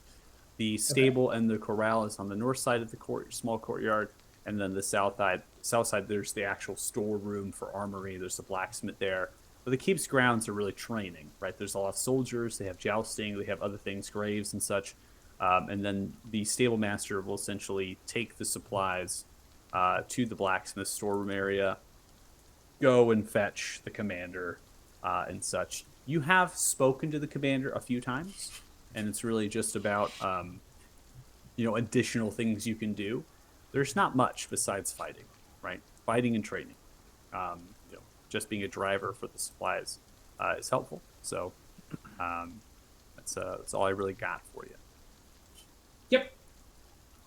So as we pull in through the south gate, I would probably stop the wagon and hop out and go speak with the rest of the party. I need to run this all down to the fort. If y'all want to take a detour in town or follow me there, you're welcome to do as you please. But Well, I suppose we have to stable this somewhere. Do you know where to stable a carriage here? well, they may have space at the fort. Don't know about the big old stagecoach you got, but they might have space. They're pretty compact lot. They keep a lot of room open for training and fighting and trading and about sums it up. Sounds good. I see no reason not to go to the fort. They can at least point us in the direction of the resources we're looking for. Both the blacksmith, a stable, and somewhere to stay.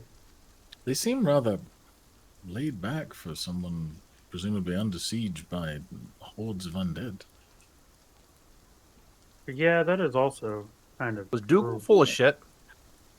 Well, they ain't climbing up the walls 24/7. Well, what do you know about the attacks on Fort Farron? Well, I chipped in here a little bit before I signed up to do this supply run, so we could talk about it over dinner. But I suppose we should probably get a move on. Sounds like a plan.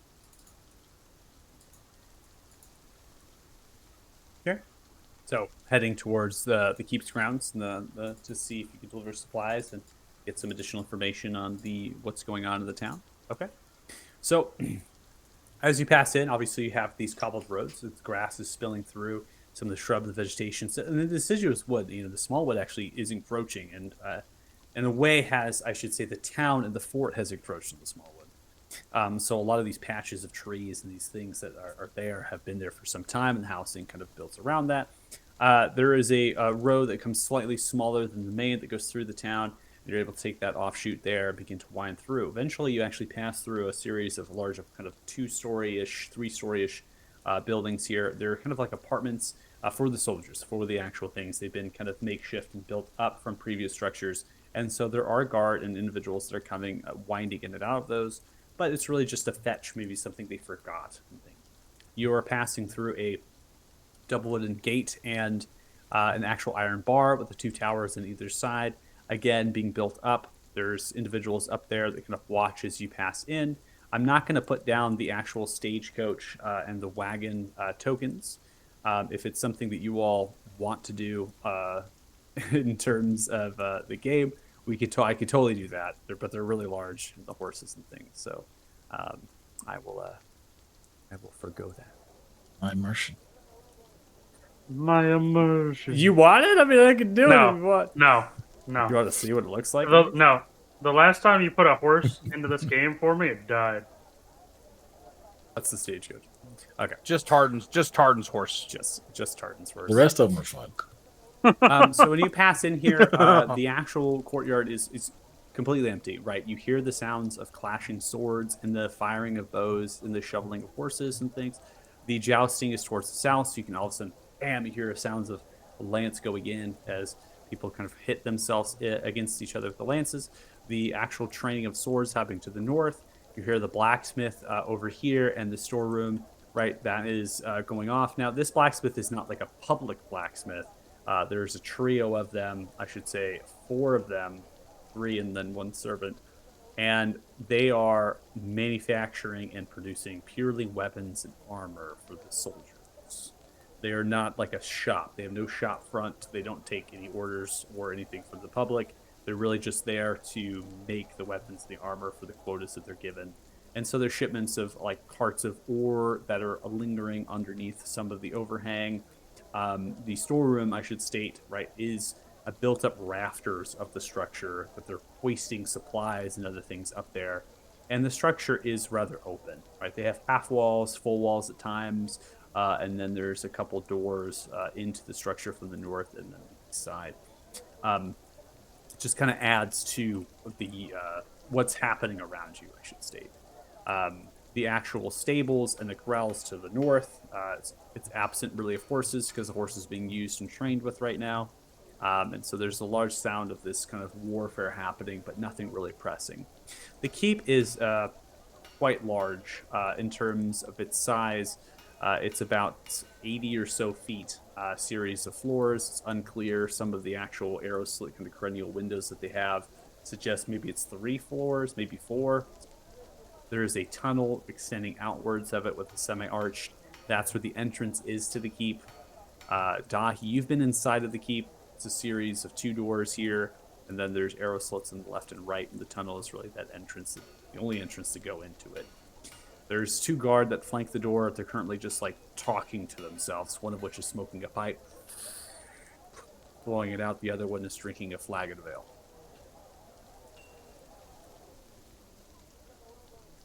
They really don't seem to be taking it seriously.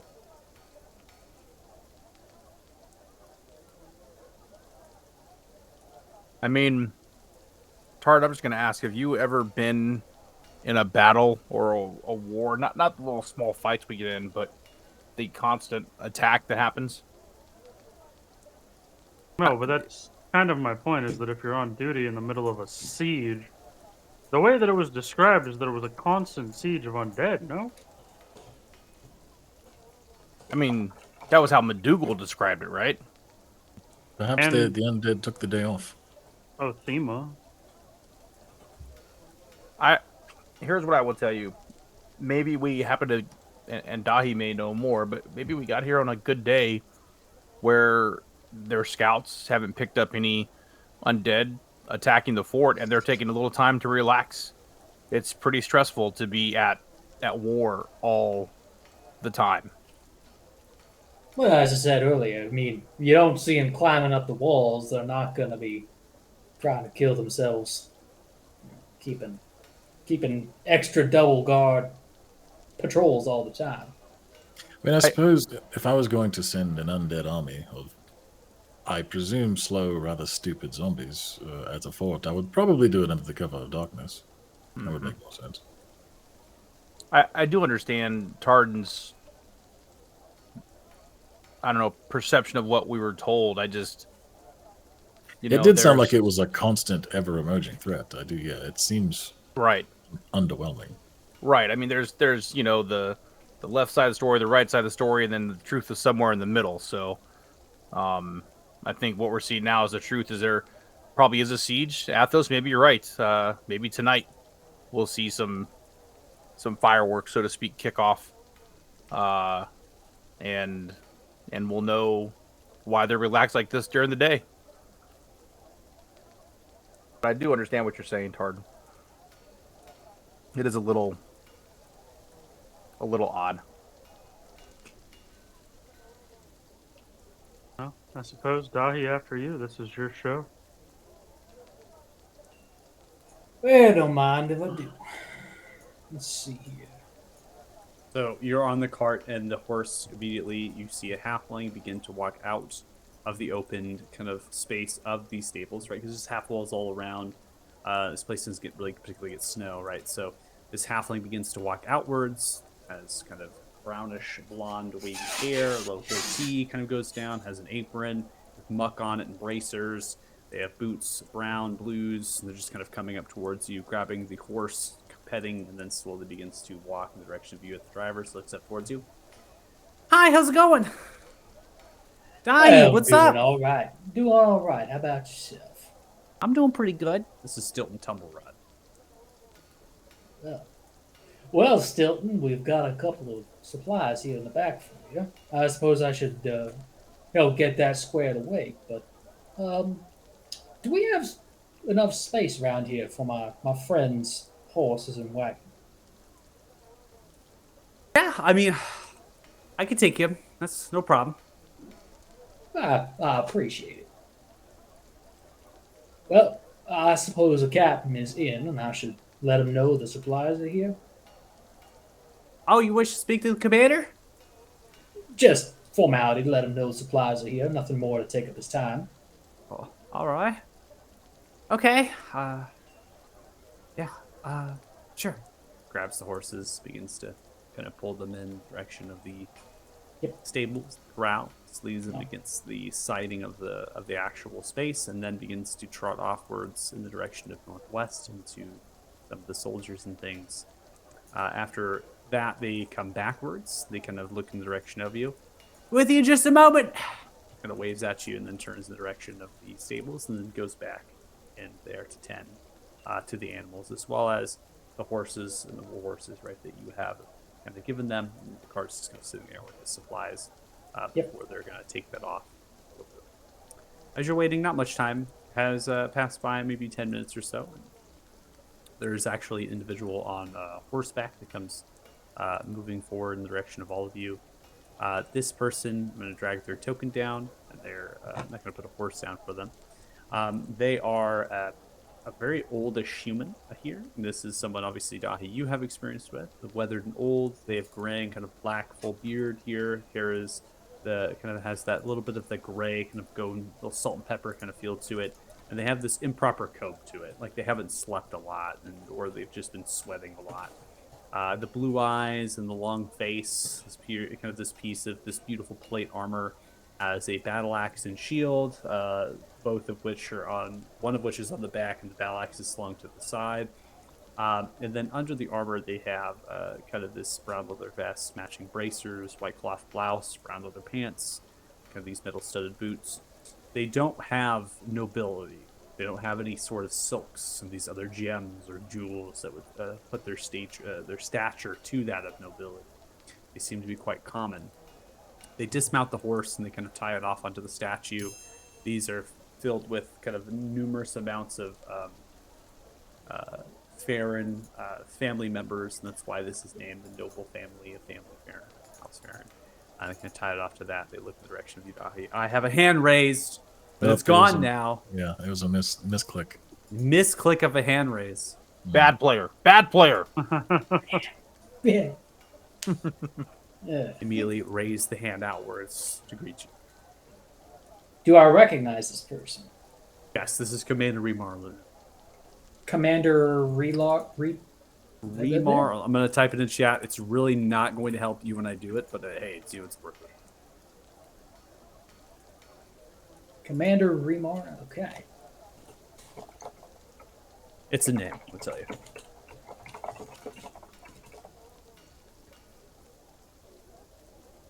Well, Commander Aluna. Glad to see you again. Nice to see you too. Well, I didn't mean to take up too much of your time, but I just wanted to let you know, back in town, I picked up a few hands to help me get the supplies here.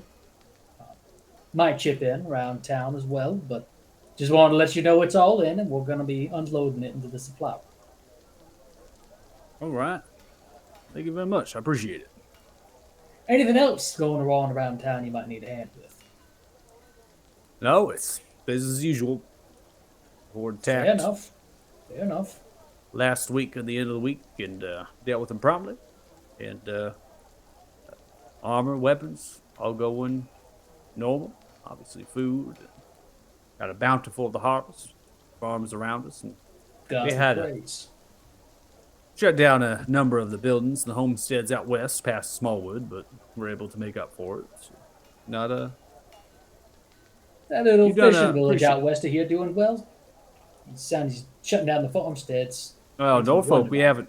we haven't got word from Norfolk in a couple of weeks. So we sent a notice out to them about a month and a half ago to vacate the village and find safety within the grounds of Fort Farron. Well, they are a A difficult stubborn folk.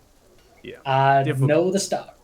Difficult folk to move them, but we had a couple of them, but yeah, I haven't heard from them.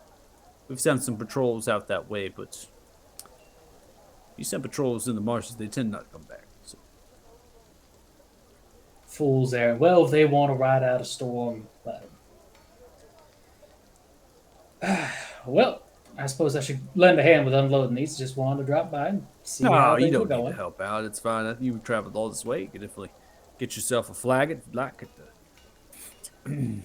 Suppose I Stump should also Tavern? suppose I should also introduce my company. If you'd like.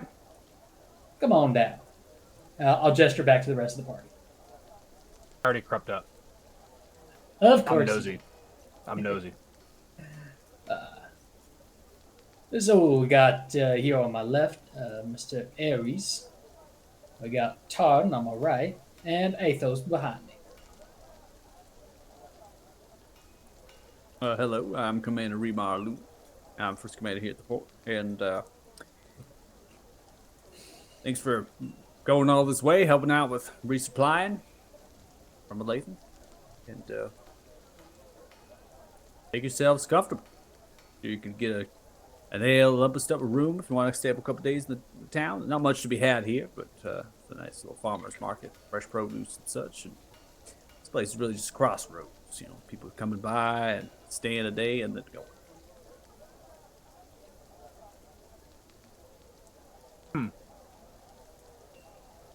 Interesting, Commander. We've heard quite a bit about this place, and I'll be quite honest, it doesn't really seem to be checking out with what we've heard right now. Oh, well, it was just worrisome tales, I imagine. We had the situation perfectly in control.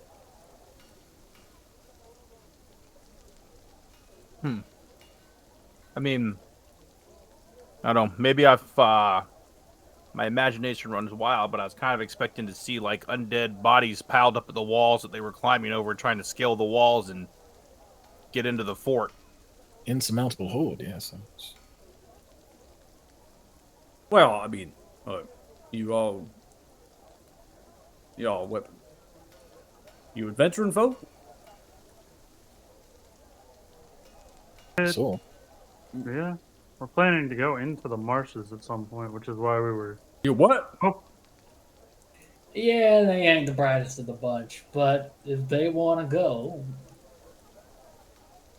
You know, people that go in the marshes, they don't come back. And if they do, their whole mind is not there. Memories are gone. No recollection of the past, present, or future. sounds like a typical Interesting. Friday night for Ares, but you know. I like that. That's nice. I mean, he's not wrong. So, what exactly is it out in the swamp that causes this? Well, if we're already fixing to talk, might as well get y'all a drink. Yeah, follow me. Brett, get the horse. Aye, Commander. He begins to trot off towards the horse as they bang onto the door. The door swings open. You're yelling Commander's name. Another series of doors bangs and the door swings open. Commander begins to press further in towards into the keep. Opening through the door, the rain and the voices from outside begin to dwindle, and you're left with pretty much quiet. There's not anybody in here on the first floor, really. There's a sunken area with a staircase going up to a landing onto a kind of a 12 to 14 foot ceiling height of stone and wooden beams, and it goes into the next level here. There's a lounge couch area and a round table with many chairs. The fires are lit, providing light as well as warmth. I'm going to turn down. This is a problem with the new version of Foundry. All the intensities of these lights are just crazy. I'm going to put them down. That here hard so looks like a ghost. your token is white in general, which makes it hard with lighting. But yeah, All of my tokens are. the intensity was like ×3 for all these lights. So yeah, I have a mass edit tool I can use. So I just turned them all down to lower intensity. And there's servants with brooms and maids and things. They're all you kind of sweeping, keeping it up, but it's not an established place that you have a lot of people inside of this keep. This keep is very standard, right? It's just a solid defensible structure that they have put in decorations of banners and decor of hunting and things. So it's really showcasing that there hasn't been trouble, right? So a keep that's been through war generally does not have furnishings like this. So this is a keep that's never been through war, and it's really just been built up to be a nice place to have a party or a large gathering. They've outfit with armories and other things in some of the other rooms. So there's voices, and there's a kitchen, and the bottom left corner you can hear the sounds of clicking pots and pans, and food service, maybe for some of the second or third commanders of this fort, or even notable soldiers. And the commander's just really pressing forward towards the lounge chairs, and upon that, just kind of begins to look towards one of the servants passing by and just tells them to fetch a couple of different pints of ale for you all here to just kind of sit around and have a private conversation. On coming in the doors at your backsides, they do indeed shut, and they lock them with wooden kind of beams to bar them, and to make sure the keep is secure, so not just anybody can really pass in. But it's not an entire kind of security level that's that drastic. After sitting in the chair, the commander just kind of crossed the leg, taking the shield, the battle axe, laying it to the side of the couch. And then eventually a cook kind of comes out with a bloodied apron with a series of wooden and iron ringed kind of mugs filled with a frothy ale, and just sets it down onto the actual coffee table between the candle. Commander takes it, just kind of sips on it, has a little bit of a mustache going, licks it off from the foam. Well, enjoy. Here you are. If you want to drink, you can. No worries. Figured you might want to, all this way travel, you might appreciate a little bit of comfort and some drink for free. And if you have any information, questions, you always ask. Venturing folks such as yourself. I've had a few Emberot come through here, and other guilds to the far south looking to stake their claim and coin to be had. So I've been through the routine. And obviously, Dahi here is always vocalized of what help they can provide, and I've always given them what they can do. So I'm all ears. What you got?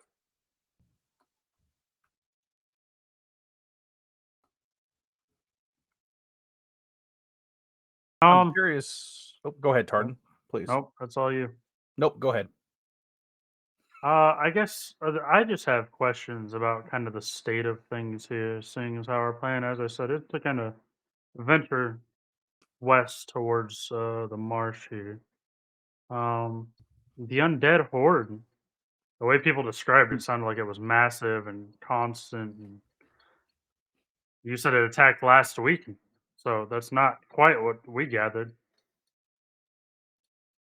Yeah, let me we'll start off general, and then maybe we'll work into more specifics if you have those questions. We're talking about the undead horde. So what can I describe to you is really a army of undead creatures, people that don't have any weapons, they don't have armor. They simply just walk into the wall, aimless and mindless. We build a large trench with spikes and formulations there to try to stop them in the trench. And eventually they spill over. Then they get to the wall. This becomes a real shootout, like hunting a hog, backyard of Smallwood, you know what I'm saying? So it's not too complicated. These creatures are not intelligent. They don't have any means of really even scaling our 10-foot wall. They do stack up. That's something that does happen. But they don't attack in the numbers that would subpede into a stack that would come over top of it. It is not the likes. The attacks have become more frequent. So the attacks were happening every several weeks. Now they're attacking pretty much every week. We've tracking their movements with patrols and scouts. That's how we're able to prepare for them.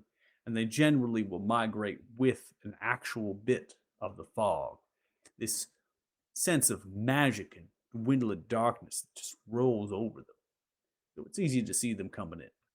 We very rarely have been surprised of an impeding attack. I think early on when they were attacking, we were caught off. But again, we are soldiers here at the fort. We have been put in place by Lord Down for Lord. That is the jurisdiction that we're under in terms of the Talthar hierarchy. And, well, we are instructed to teach and command soldiers to be sent to the war to the far south. So we send couriers and messengers out to different regions and lands and their lords and ladies, and we reach out and we say, we need conscripts, we need soldiers. We have a value from the coffers of Falor, and we're able to, in addition to Farron, and we're able to offer that in exchange for the service. So we have plenty of soldiers here in our numbers to combat this attack. Obviously, they're green. They don't have a lot of experience, but hey, what better way of giving them combat experience than plucking away on a crossbow at mindless idiots? So it strikes me if the attacks are that ineffectual and not seemingly accomplishing anything or executed any sort of strategy, that it is not an attack, it is a nuisance and a distraction. Yes.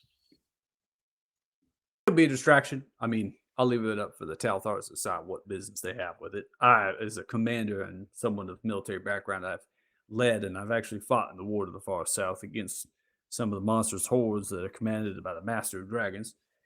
I would say this is some ploy to keep the fort occupied by soldiers.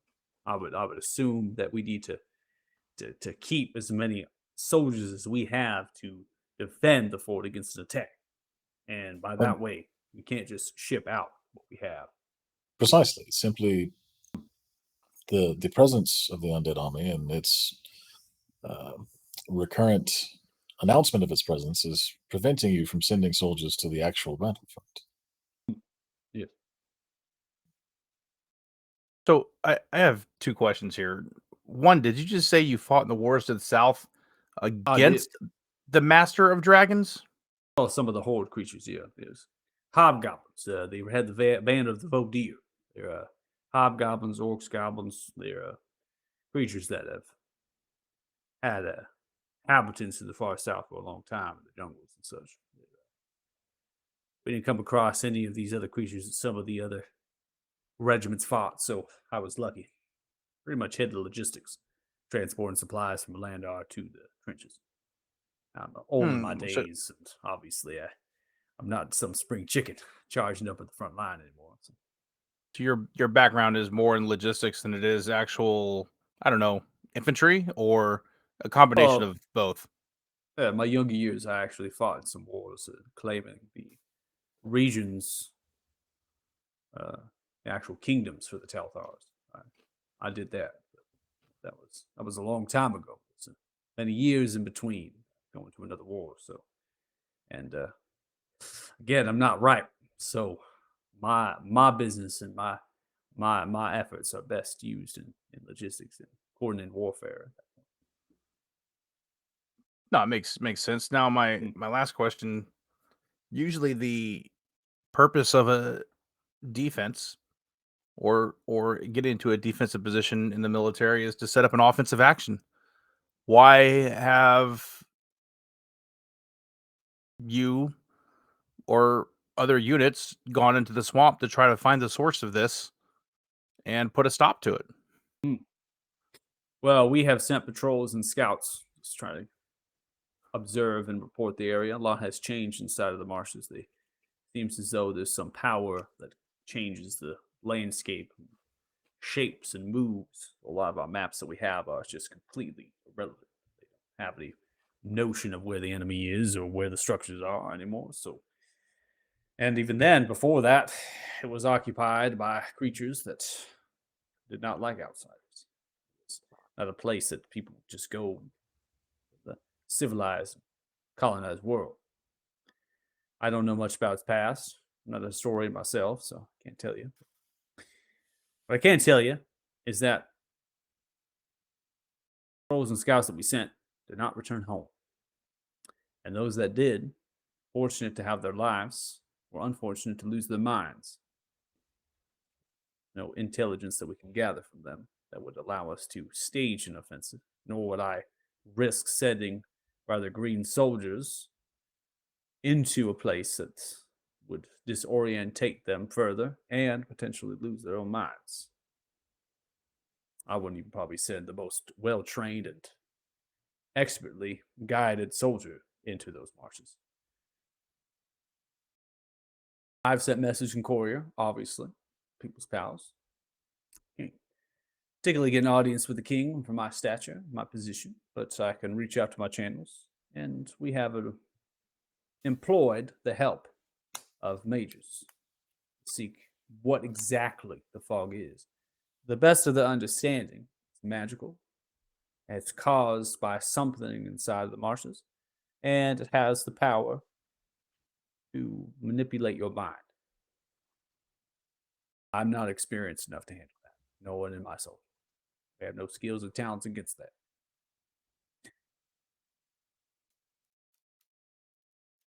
Second, Just seems that.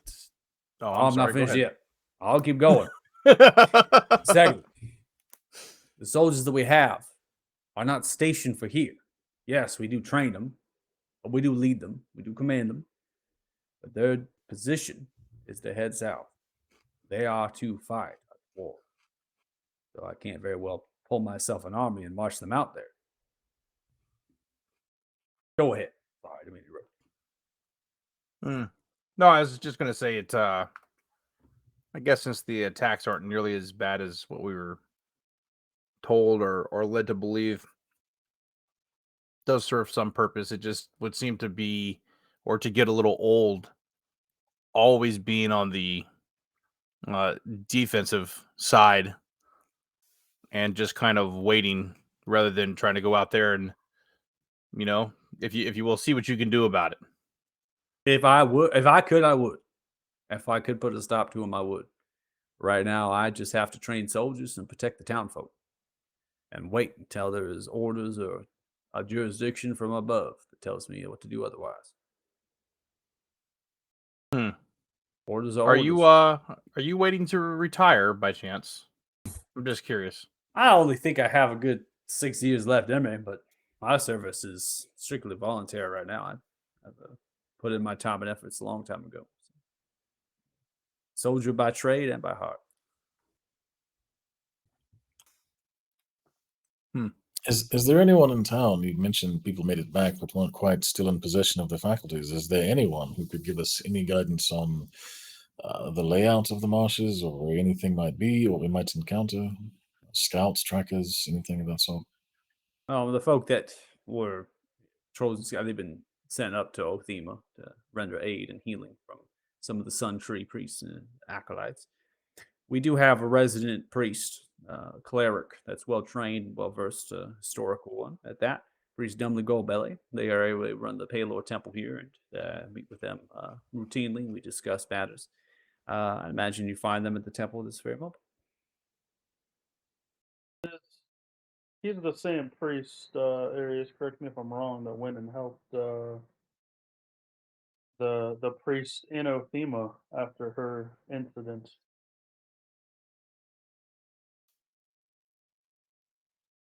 What's this here now? You could be correct, Harden. Probably, I think it was a month back now. The priest in Othema had run-in with some rather potent magic, and I believe that the cleric from here went up to help her, that's why I think his name sounds familiar to us. But We had a courier coming by with that message. Obviously, I got a lot going on, so I'm sure that it just asked me. Yeah, that could be the very one. Heads to Othema a lot, quite frequently. Fetch supplies and other sorts of religious items. I wonder if they ever caught the person responsible for her particular malady. That was rather unfortunate. Yeah, I don't know. Yeah, I'm sure Lord Down Below figured it all out. The whole band of Yeah, Paladins up there. Sure. Othema was he kind of did. a wild place when we were there. So I've heard. I've got messages that there was all sorts of things going down there. They also had a bit of a zombie problem, as it turns out.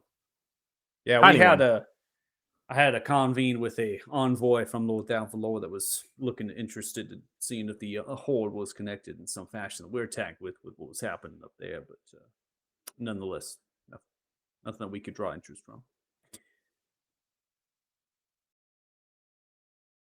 well, So I suppose. what? Go ahead. Oh, I'm sorry. Well, I was going to ask what's the best way you guys have?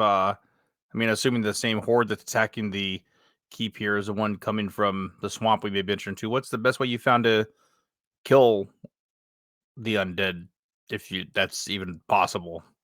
Well, they're slow moving, so mobility, I would say, is your most advantage tactic here. So we have mangonels we position behind the walls, so if they bunch up, we can kill a great many of them. And well, the trench is nice, so definitely something to immobilize them further. And from there, getting a clean shot with the crossbow. Are they vulnerable to dagger spells, arrows, and slingshots? I would probably say everything. They're vulnerable to. I mean, obviously, some things are better than others, and killing that. I guarantee you, Preach Dumb and Go Billy will tell you all holy magic and divine would be the best to slay any undead. So Okay. Well, I for one appreciate your time. I know you're probably a busy man here, getting the defenses ready for the next attack. oh yeah, we're working with Akvar Construction, rebuilding the wall, the base out of Lathan. So I got to give them the report on additional stone and supplies fetched from the Gorn Pass, and well, great number of things to do second, third command. So I got things to do. So is there any other Oh. questions you all have? Just one last one. You said they attacked last week. When do you expect the next attack? Are they on a rather routine cycle doing this? Oh, it's routine now. Yeah, it's gonna happen. I'll see at the end of this week. Yeah. Okay, interesting. Thank you. Yep, most welcome. All right, well, you all can fetch yourselves out. I'll tell the guard up there to let you all out. You can always drink your ales and maybe even request something else from the cooks if you need to. All right. Dahi, it's been a pleasure. Thank you for meeting these people with me, and you all have a good day. All right. Of course, thank you. All right. Thank you for your time. Walks away. Well, I suppose the priest is probably our next best source. I know wish Dougal was here. I do remember a conversation he mentioned he had with tavern hosts. Was that before or after you blew up the town? Yes. That was so many brain injuries ago. I don't remember, to be honest. I believe it was before we blew up the town, and it was before you joined us, Athos. It was the same tavern that we were staying at. That's why we already had rooms booked and everything. I But believe I stayed at an inn, not a tavern. There was a tavern across the Oh. street. the tavern across, yeah, whatever. It's all the same to me. I don't think about Othema very much. Fuck that city and everything it stands for. Over that. I love it. Yeah, I mean, Tardan did not have a very good time in that city from, the incident with the stick to his BFF who's tried to kill us 3 times now. I don't know what stick you're talking about. Anyway, can we To go the talk to the priest? undead. Well, Go talk to hold the on. priest. Tardan, get your ass back here. So, if these undead attack on a cycle, by the way, we might be better since we're not in a rush now, waiting and helping with the next attack, and then venturing out into the swamp where there might be lower numbers of undead out there at the time. Since we're going to have to deal with, what did he call it? A magical fog? Yes. So the fewer that we have to fight, the better it would be for us. If they're on a cycle, I would assume they mass numbers in between cycles until they think they have enough to attack, and then they attack. So just a thought before we go talk to the priests. Well, Oh, yeah, I wasn't saying I we think- venture out a day. your line of thinking is accurate. I would caution. We've established they merely wish us to know that they have an undead army in order to keep the soldiers here. There's no reason to assume they are or have ever thrown the entirety of their force at the fort. They just throw enough to make their presence known, which is likely you- why it's more annoying than anything else. So very similar to the Talthar, then you assume might actually be very true that both of these are sort of holding actions to keep each other at bay. A bit, yes. Interesting. If that's the entirety of their forces, it's a very ineffectual tactic, and I think they would have abandoned it long ago. I suppose it also. I guess the bigger question is if they're throwing this many undead zombies at the fort constantly, where are the bodies coming from? And presumably things used to live in the marshes, yes. Yes, but didn't Dougal say that corruption started some time ago? What, They've got to can be make running them- low. didn't Dougal Well- say this corruption and this was around a rift or a door into the Fae as well? It used to Yes, go but to that the has Fae, been it used to. and it's now connected to something else. It would seem, or corrupted. itself. Which is where they could be getting all the undead from as well. That connection. Perhaps. I mean, the thing about undead is that if you don't need a body to live in order to use it, it kind of, it doesn't really have a shelf life unless it gets completely burned and destroyed. And you kill it, they just make it get up again. Well, yeah, Do but I you- presume that they burn the body. We probably should have asked if they burned. The I was bodies just about after to they ask killed if them. we asked what they did with the bodies of the undead that they kill. I just Would kind I of know assumed that that they was. did? Oh, you know, You would, Dahi, you you would know. know Dahi. They burn the Oh, okay. bodies in mass piles outside of the wall. That would be Now- smart. Dahi, since you've been here, have you ever been here during one of the attacks? Oh yeah, of course. Been through a couple of them. What Well, what I want happens to the soldiers that are killed or wounded by the undead?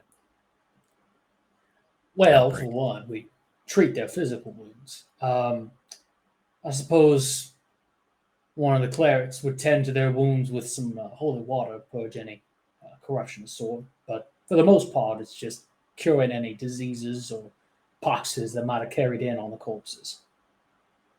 Okay, so if they're wounded or if they're killed, they don't turn undead against you. There's no immediate turning type stuff. That's Nothing actually- forward, no. That raises a good point. You mentioned holy water. The captain also mentioned, the commander mentioned holy magics and things being quite effective against them. Ares, you've been learning how to put poisons on your arrows and things, but what if you put holy water on them? I mean, I venture to say that might just be another form of poison specific to this form of enemy. Holy poison. Well, I Holy suppose you could also try using a little bit of like a dust of dryness and like sucking it all up into a bead. And depends if it keeps its holy properties while stuck in some dust, but you never know. I mean, it wouldn't hurt. I mean, look, we can experiment. We can get some holy water. I'll dip an arrow blade in it, shoot it at an undead creature, see what happens. That's not going to affect anything. I will. could- I Or it will will. say. I will say out of character that you cannot coat a weapon in holy water. Yeah. The water will just fall off of Just fall off and evaporate. Yeah. I know that. I wasn't sure. Athos would Yeah. probably know that too. But I holy mean, we oil. might- We could maybe think about a holy oil, right? That could Yeah. be something that can be. I don't think that even But- exists in 5th edition, which is really weird. No. Yeah. But what if we just boil the devil out of it and condense it down? Right. Condensed, It's like it down. condensed water. Yeah. Condensed water, Yeah, but still, heavy it's still water. water, so it's not going to Yeah. cling to. It won't Um, cling. So Yeah. I mean, we just construct little tiny like syringe files that are part of the arrow. No. And it's actually injection. way No. complicated. We just get a slingshot and get like a water balloon fight of holy water. Water Yeah. balloon, yes. Yeah. It just occurred to me. It's Athos can create holy water. That's I think the issue here for you, Ares, is that you conjure your arrows unless you use magical arrows. So there's not really a way that you can. we just bought like a Poison your butt ton arrows. of plus I- one. Unless you. Well, unless Frank you has poison 50 it some- plus two. Frank also has 50 some odd regular arrows that I Oh, yeah, I know. provided him. Oh, So, no, Frank is he's keeping those arrows. You can't have his arrows, man. no, I'm not. No, but Frank can also shoot the arrows with holy oil water concoction. We're gonna get to Frank here. Sad. Everyone's silent. I know. It's sad. So as this conversation progresses, there is a cook that comes out. It's a heavy set, kind of femalish dwarf with a grizzly kind of auburn beard and twin braided back end. They immediately approach you all, look towards your flagons of ale here. Would you like anything else, loves? Smoked ham? Sandwich, maybe cabbage stewed? More ale? I think we're about to actually go meet with somebody, but I don't know. Dahi, can we come back in here after we leave? Well, I suppose we're welcome guests to an extent, as long as we don't overstay our welcome. Right, that's what I'm worried about. I don't want to We would overstay never the do welcome. such a thing. Of We course. have an excellent track record of knowing exactly when to part ways with people. None of our actions would ever indicate we would do anything like that. I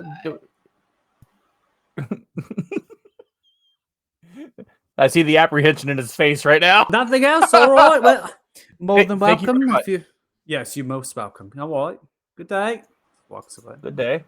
Talks to one of the servants and then passes back into the kitchen. All right, off to see the priest.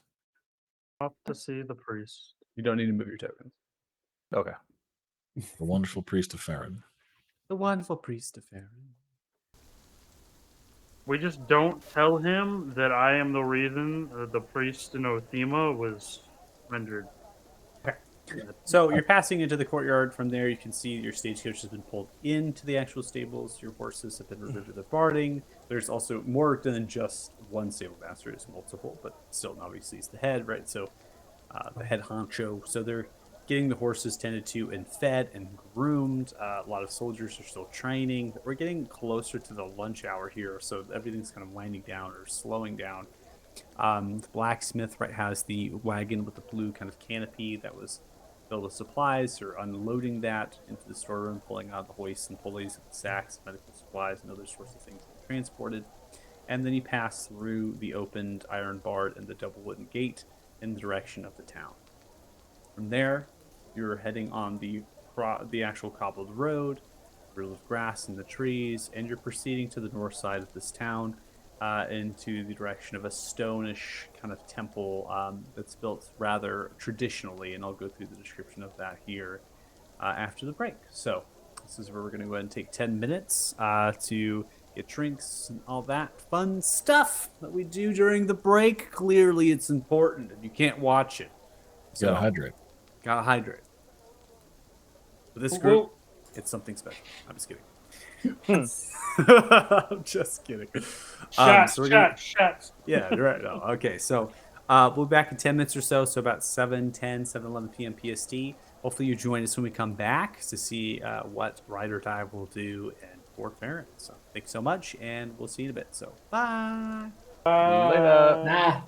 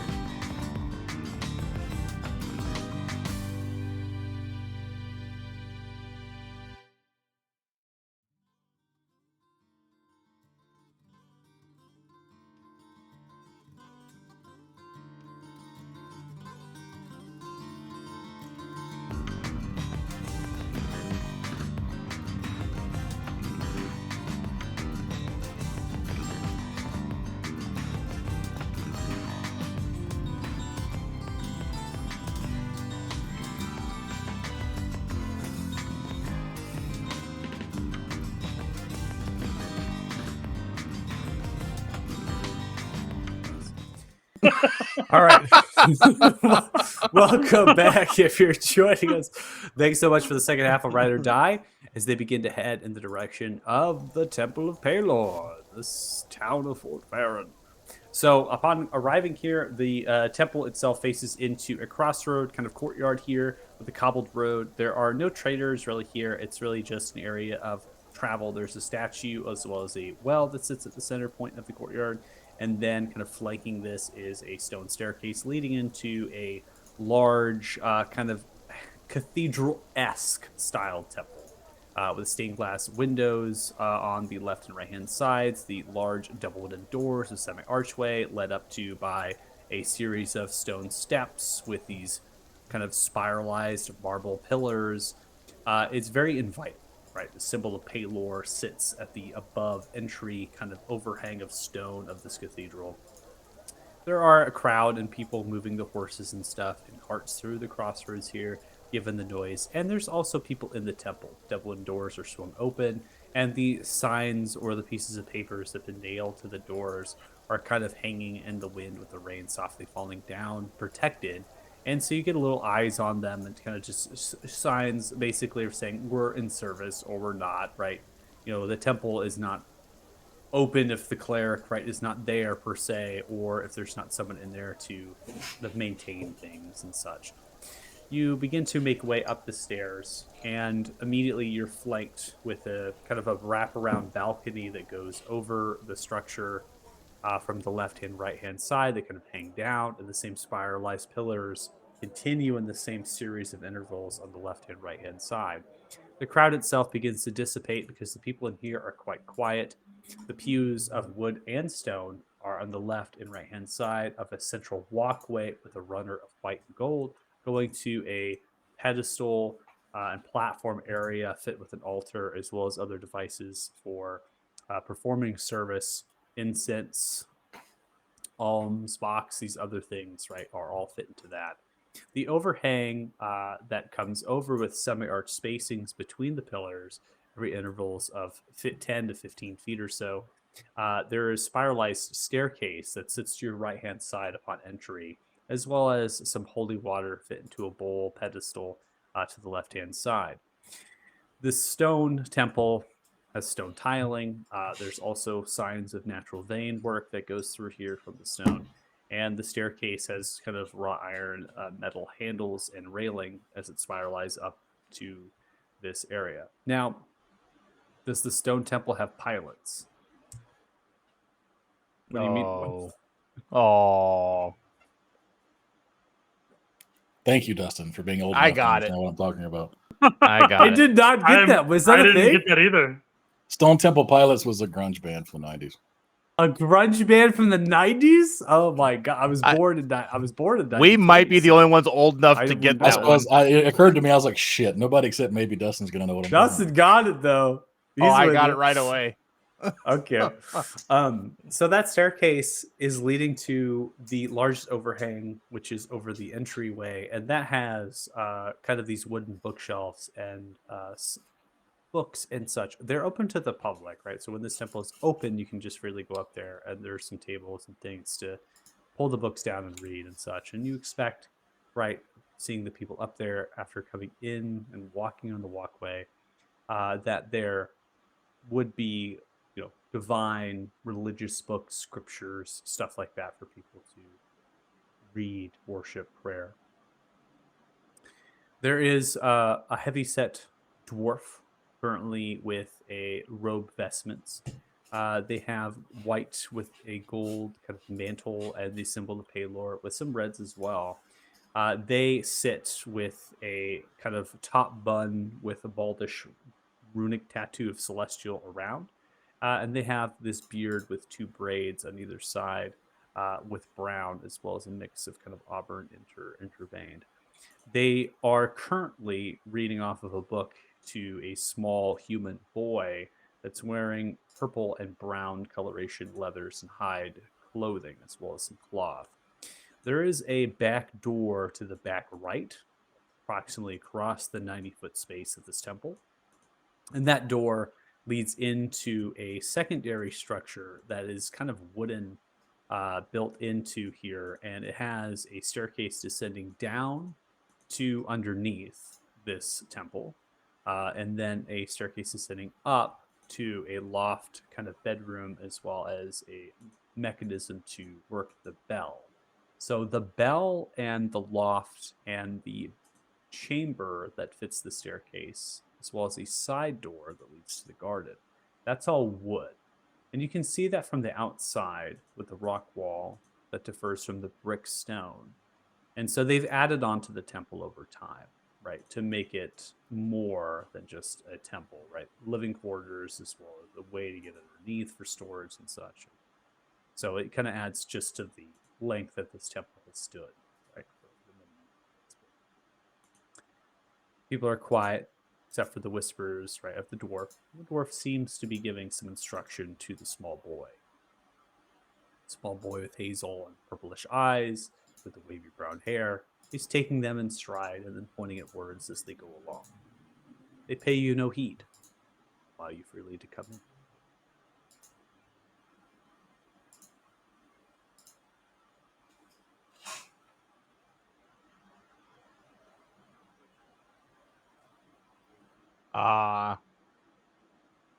Athos is kind of your thing here, I would think. Maybe lead the way.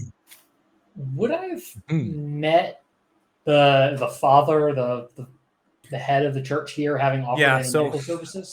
Yeah, so you know this individual is in terms of hierarchy for religious to make relations to modern day. This would be a bishop in Okay. terms of how much they've studied. You would not know particularly the intimate details. You would just know the name of this character and that they meet with the commander. So perhaps sometimes when you've delivered supplies, you've seen them having dinner and enjoying themselves or lunch, right, with the commander giving their report. They are a very eccentric individual and they love food. So they get to talking, they'll talk a lot. So, not one that I would imagine that you would sit with and have a conversation unless you're ready to sit for hours.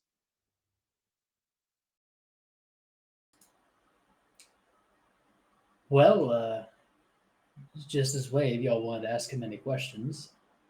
He's a bit of a talkative fellow, so buckle up for a long-winded explanation if you ask him any questions. Well, it's better than Sounds no like explanation, I suppose. Sounds like it's right down Tardan's alley here.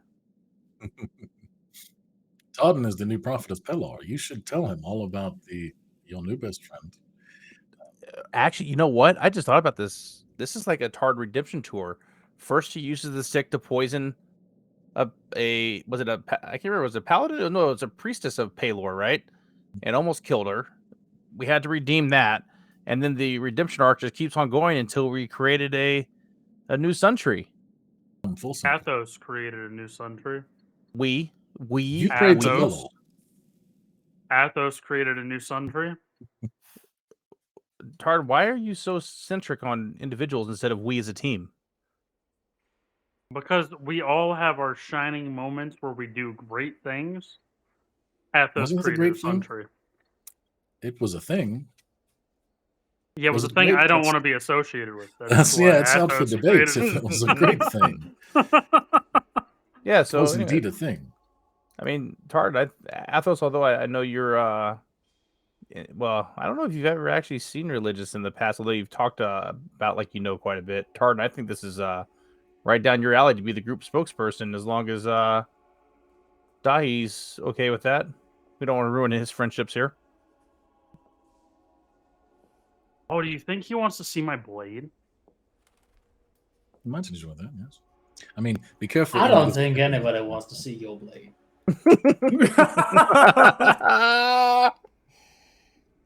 I mean, All Brugger All seemed to right, enjoy Tardan's it. gonna turn around and walk out the door pouting. He just wholeheartedly got outsassed and So as was you're not having this prepared for that. conversation and Tardan, you begin to turn away. You see as the dwarf actually kind of looks towards the boy, and the boy walks through the back door, and he begins trotting over in your general direction.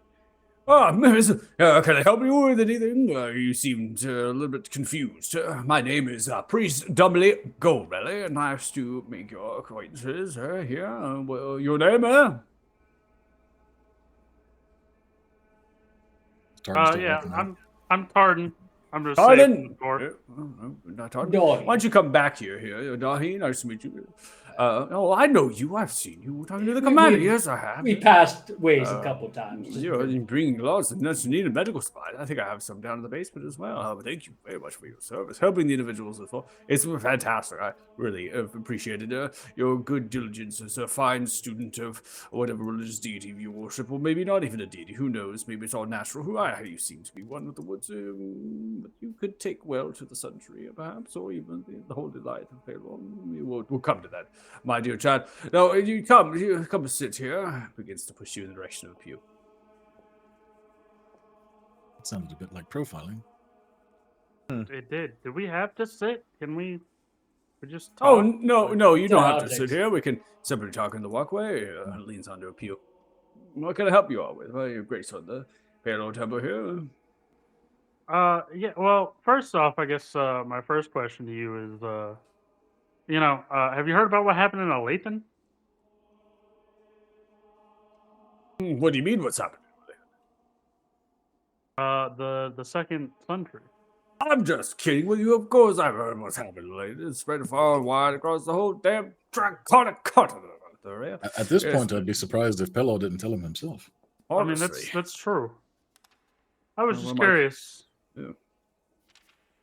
Has that had my any... words with Palor kept private, but I can hint that perhaps it was reached first by that. Who knows? No, we were sent after the Society of Althor, then the Cathedral of Palor, and the Holy City in not holy but Baldur. They then sent their envoys outwards to the temples, and I heard from it there. It is remarkable that it happened. It honestly is. The second conduit of Palor's good graces and light are touching this plane, this world on this plane. Nonetheless, it's just it's astounding. And not only can reach the number and folk of individuals from here and afar, and I'm sure that this will turn the tide of the Great War happening to the far south, and even put the lights of the Black Hand at bay. Yeah, it's probably not going to do any of that. Palor said he doesn't care. Oh, well, No. I do not believe that is true. Palor cares in guiding the hopeless and the unfounded through the light of their good graces. I can guarantee you Palor is working quite heavily and hard in attempting to navigate this particular situation. That's fair. Oh, he tells you I this, s- huh? No. But we as Oh. more mortals need to have faith. That is what is first needed. You do know that he can speak to you directly now, right? Oh, I have spoken to Palor. I should say that I have reached to Palor. Our conversations are kept between us, as they should be. What you speak to your deity is yours alone. I cannot speak to. What? Yes. What did you have there, dear fellow, on your side? It's quite interesting. Looking at you, Tartan.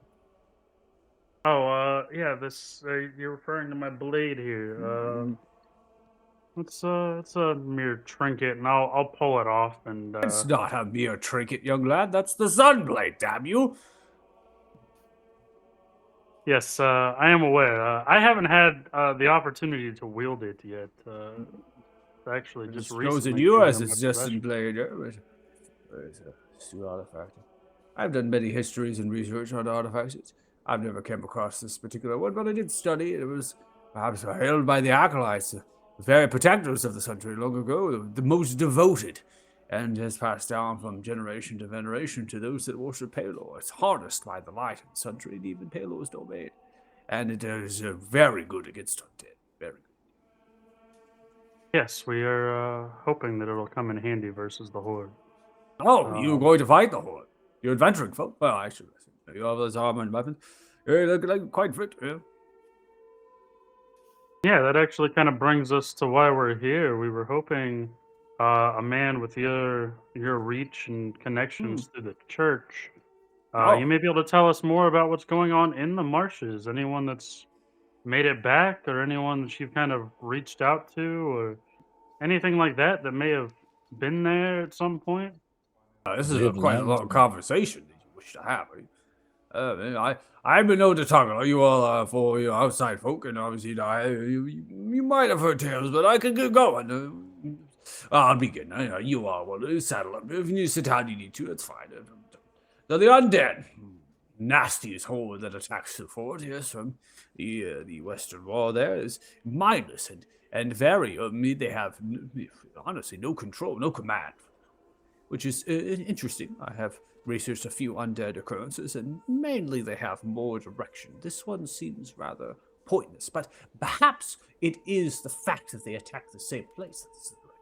And it could be maybe the distance from the marshes, that they don't have necessarily command given to them, so they lose their spirit, lose their hope, as most undead are conjured from desecrated places, as well as power that is quite powerful in turning the souls and the spirits away from the bodies and creating these bodies that are eternal. So it is likely that maybe it's just the distance away from the marshes that is what is at play for the mindlessness of these creatures. I have spoken to the commander, Rimar Luna, countless times, and just proclaiming, be aware of what might be commanding them, or if it's anything that could pose a challenging threat to your defenses, but so far nothing. And I've, of course, prepared many holy water, and if there ever was an occurrence that was needed, and I have a slew of different supplies of reagents for spells, for healing, as well as preserving the life of individuals. So many of them are young folk. Deserve to die to undead. That's a fate worse than any sort of thing you can get in the nine hells and some demons. Anyways, what I can say is the marshes of Unveiling is where the dead come from, riddled with this magical fog, and I guarantee you it's some conjuring from whatever's connected to that place. And there is something truly nefarious and evil at work there. It was once something else. I have read and heard that it was something that was along the lines of a great forest, and now it's a marsh riddled with undead and monstrous creatures. That does line up with what we have heard. Yes, well, you most likely hear that from the Commander Rimar Luna. Did you talk to them first? Yes, they were the one that gave us your name. Well, if I'm seeing Dahi there, I'm sure you talk. How is the Commander doing? Eating well? Yep. Seemed like he was doing rather well for himself. Seems bright. Ah, good. Give him a couple of treatments for a little bit of a lump underneath the armpit region there. I didn't know if it was anything to worry about. I'm sure it's fine. But the undead creatures, mysterious ways. I wish I knew more about them. Some of the people that I was healing, as well as extracting information from the minds. I'm not any method of the arcane. My skills are the divine. Even then, I spent most of my time studying and traveling abroad and researching. So, don't necessarily have as much as I could if I was staying within Casino Pedro with many of the studies and training that are there, or even taking tutelage with Jessica. But what I can say is, they do not have anything to offer of value. They were plagued with hallucinations and horrors and terrors. Really were just vague and inconclusive. Were you able, I presume, that would be a result of magic? Were you able to ascertain the type of magic that caused this malady on these people? Nothing that was lasting. No magic was lasting. Magic was indeed done. Any sign of a physical injury, you'd see it.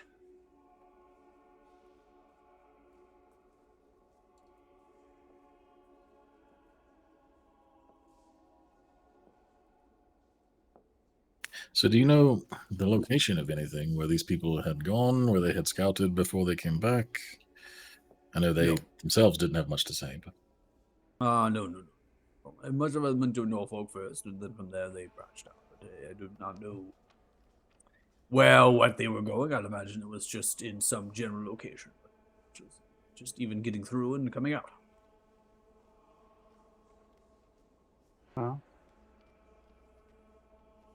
Seems like everyone has the same story. I believe our next stop is Norfolk. Ah, you're heading there.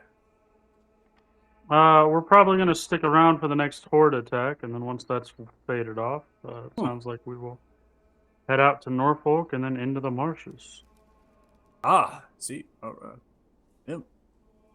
Well, good luck then. Are you sure?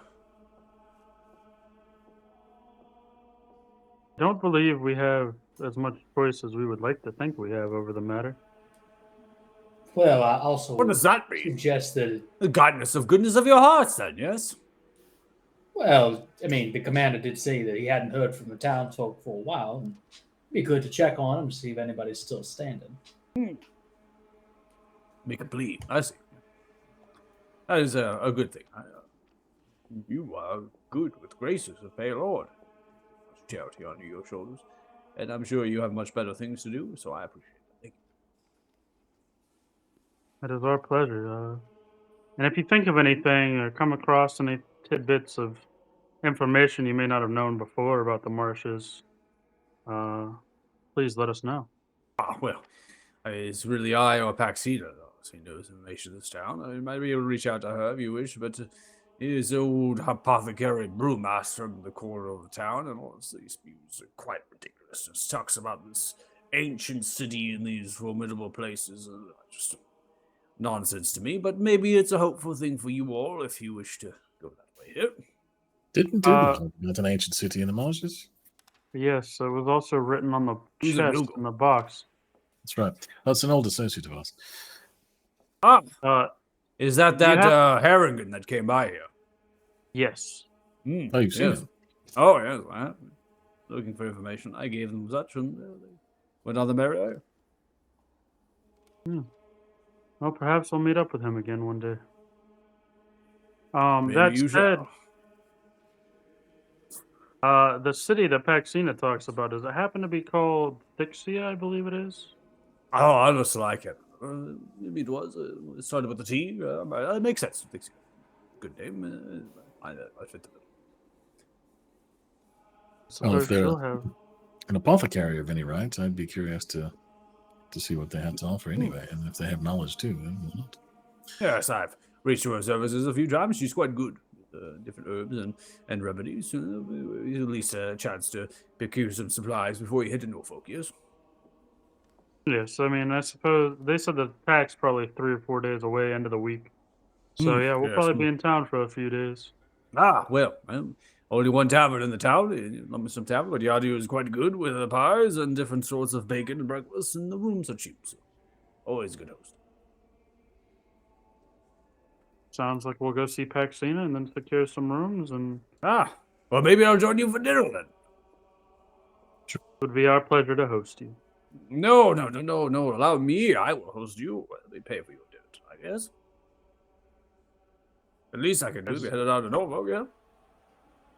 Sounds like a deal. Maybe we can talk some more about this blade. I can even let you hold it. Oh, my young lads, me swinging blades. That's a long time. Maybe 100 years ago, I swung a blade. I'll look at it. Sounds like a plan. We'll see you there.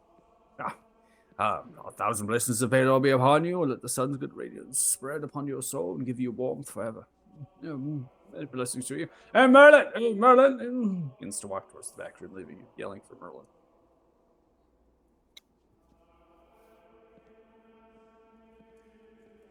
All right.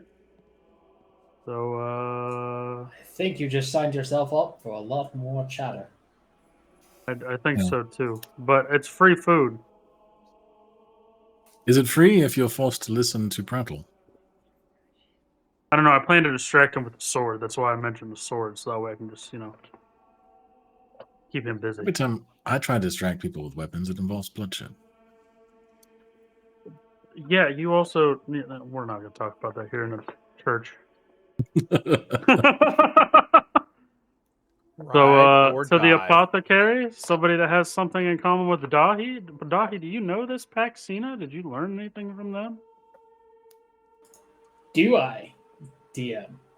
Almighty D. Probably not. I mean, you can procure your own herbal supplies and make your own potions. So you probably have heard of Paxina, but you've never actually talked to Paxina. Okay. Not something that is, they do not go and heal or treat any of the soldiers there in the grounds. They do supply potions and things, but it's through Priest Stumbling, right? So it's an intermediary as Priest Stumbling. Got it. No, I can't say I have spent much time with this Paxina person, but could be worth a visit. I suspect if anything or anyone in this town has any hope of perhaps having anything that might help us with, there's clearly some sort of illusionary or mind-altering magic to be exposed to in the marshes. Perhaps she has something that could help, or at least advice on how to deal with that. I wish if she was rambling about Thixia, because looking at that box and then that map that led us to that stupid lich that we never Gerdur. got to kill, Gerdur. Those were quite old. Indeed. So Do you think Dougal has eaten that carrot? that carrot is 100%. long gone. That carrot has been spread across the land through fertilizing means. Just one drop at a time. He has no idea what we're talking about, but knows exactly what we're saying. That's the best part. It's So like doesn't understand the context, but understands the whole metaphor. how much is let sleeping dogs lie on that one? That's probably Good for the choice. best. So Paxina, yeah? Let's go. Sure, yes. Tahi, would you like to do the talking? You guys seem to have a lot in common. Again with the Well, profiling. A tree hugger is a tree hugger. What do you want from me? Oh my God! First the party tells me he was stereotyping. well, excuse jeez. you, sir. If you're watching I the didn't stream, mean it. we do not condone racism or Also, hugging any trees is sort. fine with consent. How do you get consent? Why from is a it tree always to hug? Tardan? You asked nicely. Yeah, I got spells for that. Yeah, I was gonna say in Let's D&D you get can ask for a consent. You cast consent with plants. It's a Consent with spell. plants. It's a third level. Is it the third level? I was gonna say that's probably a cantrip, so you can always ask before you hug them. You grab your tree tap, Just, is it okay if I tap it in? Just the tip. Just tap it in. That's the tip. Just it the in. tip. It's gonna be just a little release. Turn the spigot. Just quickly look Okay. down. Jesus. This way, real Ride or quick. die. Okay. Ride or die. That's our group, baby, right there. That is our What do we got, David? No, I was just saying, all right. He was On coming to to terms Paxinas. with what he agreed to play with. You ain't wrong. You ain't wrong. Say, are you sure Sunday's group didn't have an opening? Is it too late to sign up for Saturday? Yeah, me and Adam both play it Saturday, so I don't think that helps you at all. Well, shit. Both play extremely different characters, though. That is true. It's very, very true. All right, so on to Paxinas then, I'm guessing. Yeah, Yeah, that sounds sounds like Yeah, I like a plan. suppose we can drop by. Since we just profiled the new guy in our party, I'm just It's like, well, I know who I'm slipping a potion of poison instead of potion of healing when it comes down to the wire. That's fine. I That's- give everyone else my potions anyway. that's what I like to hear. So, leaving the temple, heading back into the courtyard, you're then taking some side road areas with kind of rocky dirt. Some of it's kind of muck from the rain, and you're going in the direction of Paxinas. There's actually a sign that's labeled on that road from the main that tells you apothecary, right? And so you have an understanding this is where you need to be able to go. The interesting part about this is that the more you go in the direction of Haxinus, the more kind of wild and growth it is. The wall does encompass the space, but it is the idea that the density of the housing as well as the vegetation that is a little bit unique, especially for the areas inside of this town. Now, as you come closer, the actual vegetation becomes really odd. The trees are old and still have their leaves. The vines and the ferns are multiple colored. Plant life is not from this world. You then get onto a winding, rocky and dirt path that goes through this immaculate garden area filled with a diversity of plant life, vegetables, other sorts of things that just are exploding with color. The light rain still falling all this time. Crowd of the courtyard, the crossroads, gone. The temple, people you've seen are gone. You are alone out here in this edge of the town. And as you come across a 2-story rock wall structure, it's difficult to see because of how many plants there are. It looks to be occupied. There's some candlelight coming from the circular moss and mold covered metal etched windows that are fogged beyond belief. And you can smell what it is of herbs, spices being cooked and roasted. The entry is a single wooden, rickety weathered door with a wooden turn knob. These very intricate runes are etched into the wood. And this language is a language that is of Elvish descent, but not exactly Elvish, it's more old. Looking through languages of current. Tardan, you can speak it. Sylvan, I believe that is all. Yeah, If you do speak Elvish, you can take time, right, and understand the significance of it. But Sylvan is what this is. See smoke billowing now from a chimney at the center back area of the building. And you hear the sounds of bubbling coming from inside. The Sylvan speaks. The runes are for protection against evil spirits. They border on druidic, but they're not. They're almost as if they've been carved into the wood as wards, so that evil spirits not pass.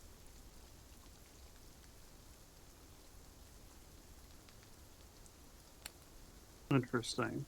And so, kind of from,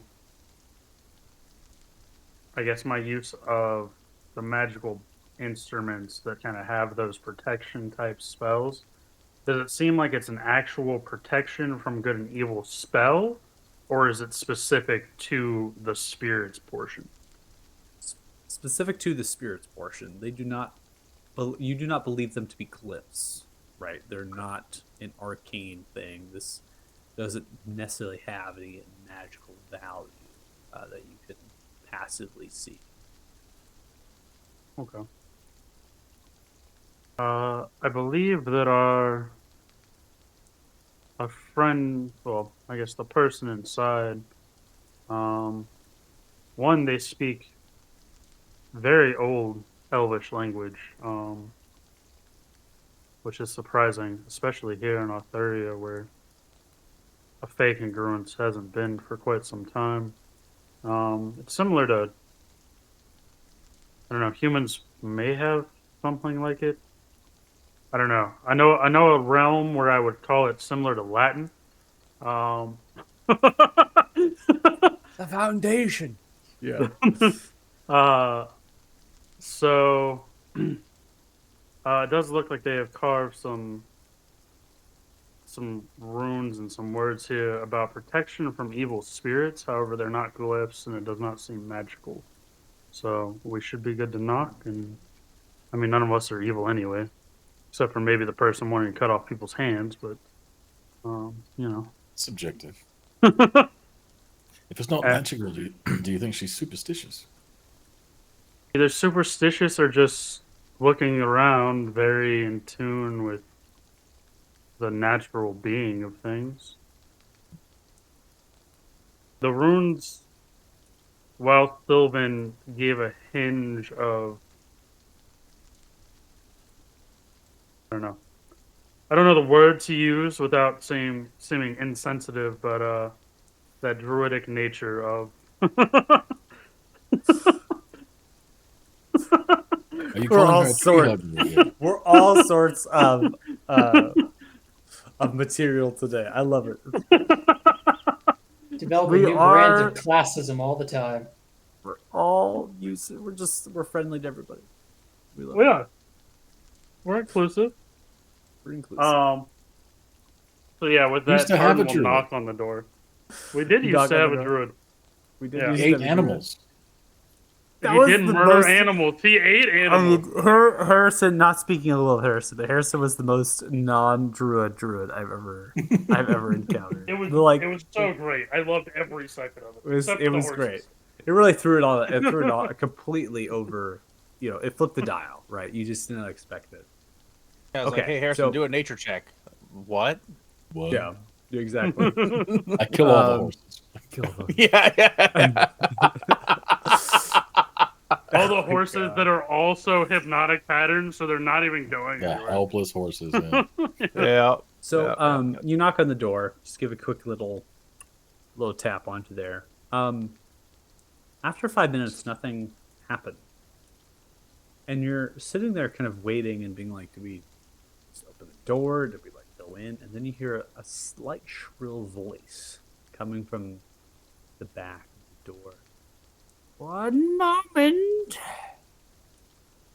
As that comes out, you wait 5 more minutes. And then finally you hear the door knob turn and swing open.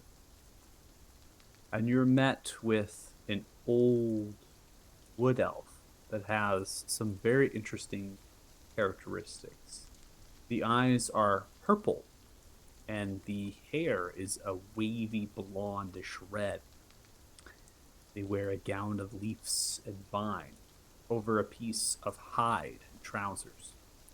They are quite hunched over, and they have many scars against the wrinkled flesh. They have a wooden kind of cane. It's just a piece of wood stick they've kind of used to balance themselves. It is very clear to you lot that this person is near death of old age. They don't have very many years based on the little bit of shaking and the movement of their body. Oh, welcome. Come in, come in. They immediately turn around, leaving the door open. Just begin to walk away. Leave your evil spirits at the door, everyone. I will walk in and politely step to the side so I can let Dahi get in front. So, Tarn made it inside- through without a problem. Made it past the wards Yes. without a problem. Correct. Okay. Well, he So- was invited. I mean, fair. That's fair. Inside, from what you can see, if you're still outside, or perhaps Tarn stepping in, then Dahi maybe afterward, is a small common and entry chamber that has a spiraling wooden and vine staircase going into the second story or loft-like area. There are massive glass windows that are slanted or domed on the roof. They provide this kind of immaculate lighting in place. There are 3 circular door frames that lead west, east, and north. About the wooden walls are vines and plants growing freely from different sized and colored clay pots. The flooring is of unprocessed wood.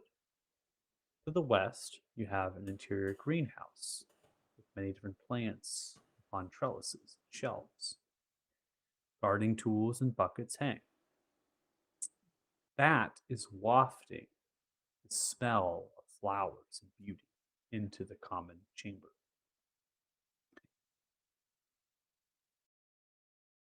A small wooden door goes north, and that goes to the outside kind of back area of the house, away from the common area just to go out back. There is another circular door frame of the 3 that proceeds north as well. And that is going to go into a dining room with 2 small circular wooden tables. They're kind of been adjoined by vine and tendril made of this old ancient wood. And that is where this wood elf is going. Very slowly. Entry chamber is 25 to 30 feet in its length. That is being awfully a long time for this individual to make it across. There's more to that space, but you have yet to be able to see that. You only just see the table and the glass windows that are giving lighting from the garden area out back, where that other door flanks and leads out. The other open circular space, door frame, just leads into a storeroom, and that is filled with crates of potions and vials, essentially an excess of supplies, conveniently placed near the entry door.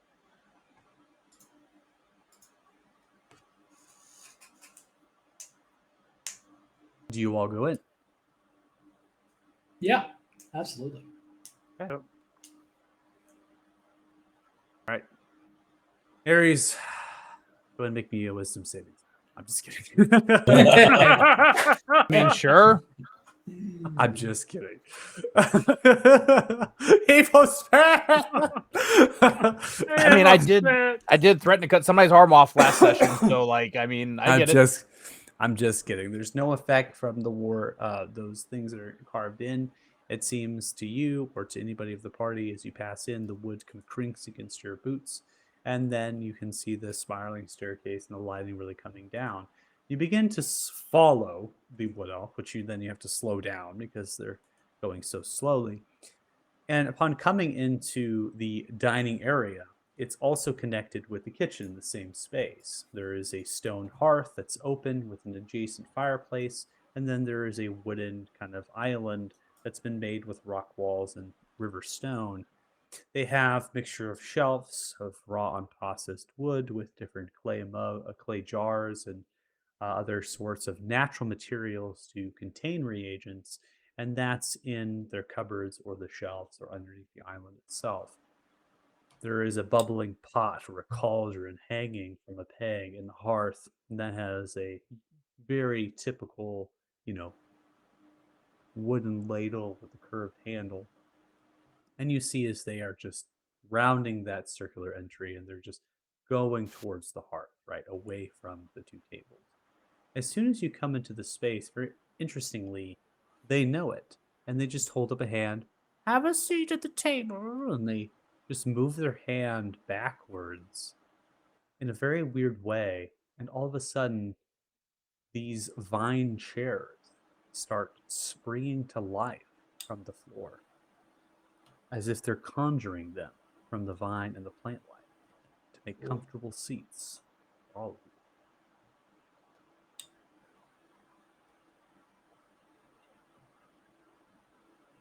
this is interesting. I wish I had this type of control over magic. Suppose that Anybody want some tea? Ma'am, that would be lovely. All right, I'll be there in just a moment. Stir the cauldron for a little bit, putting in a few additional things, and then they begin to move to the fireplace, putting the kettle on. And then they're pulling out reagents for the tea. Sitting here Could I for 10 identify minutes. them? You can go ahead and make a nature check if you'd like, or I'd love survival to. as well, whatever you'd like to do. 10 minutes Yeah. have passed by, and they're still making this tea. You say 10 minutes and they're still making the tea? Slowly and surely. They are very old, so they're just sitting there patiently as they're just making this tea, making their way around. 18. Nothing but time in the world. The vegetation, the things that they're using are not native at all. So they're from the garden and they're from the grounds, which you were able to kind of see. So you have nothing really to put your nose to it right now. Okay. But you have I would say a little bit of a notion, right? We can pull it to a chamomile, maybe something to calm the nerves, right? To smooth and simmer down. If they do have some properties to them, because you're drawing Okay. parallels to what Sure, would be native and whatnot. Another 10 minutes have passed by. You're sitting there, waiting. These teas are going to be very hot or very cold. They then begin to take the clay little cups to the table. Then they go back, and then they get the kettle. Another 10 minutes passes by. Half an hour has gone by. So they're slowly making this tea. They take the hot kettle and they begin to pour the water into the mixture of different herbs that have been placed into each individual clay cup. Slowly and surely. Then begin to walk back, and they put the kettle back onto the peg hanger of the fireplace that's adjacent to the same flue, the same chimney at the hearth. Then they begin to walk back to you all. Moving their hand, they begin to make a chair for themselves. And then they slowly sit down into it, and they stare at all of you, taking the tea they poured for themselves, sipping on it.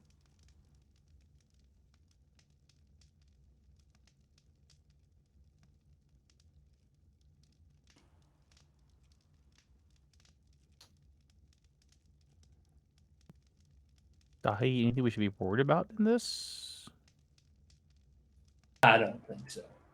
I always Why just are let you Todd so drink first. skeptical? Yeah, I mean, I'll drink the tea.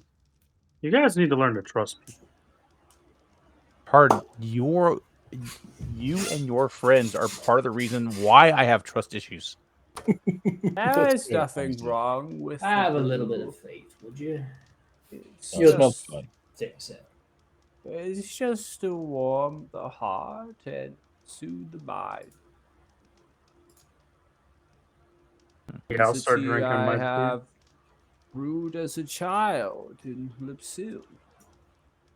I've made it for all my sisters, many generations. Still, I can't say that city rings any bells for me. Is that on Nice. another continent? No, it's not even on this plane. It is a place in the Autumn Vale, in the Feywild. I had a friend from the Feywild. I friend Feywild. Oh, who is this then? Sir Dougal Harrington. Well, I don't know. Cottonforge. Cottonforge. Yeah, Yes. that was the last name. Of the Sealy Court, they came by. Oh, so you've already spoken with them. I have, yeah. Are you associated with the Sealy Court, or were associated with the Sealy Court at all? Well, in a manner of speaking, I suppose.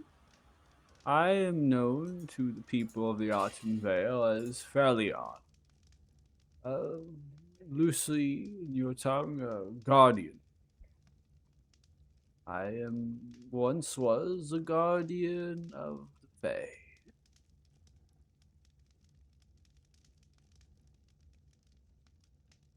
Once. We heard you you often tell tales of perhaps a city called Thixia. Oh yes, Thixia, a great Fae city in the heart of the Redwoods, yes. The Redwoods is what Dougal used to call the marshes, right? They are one Yes. and the same, yeah.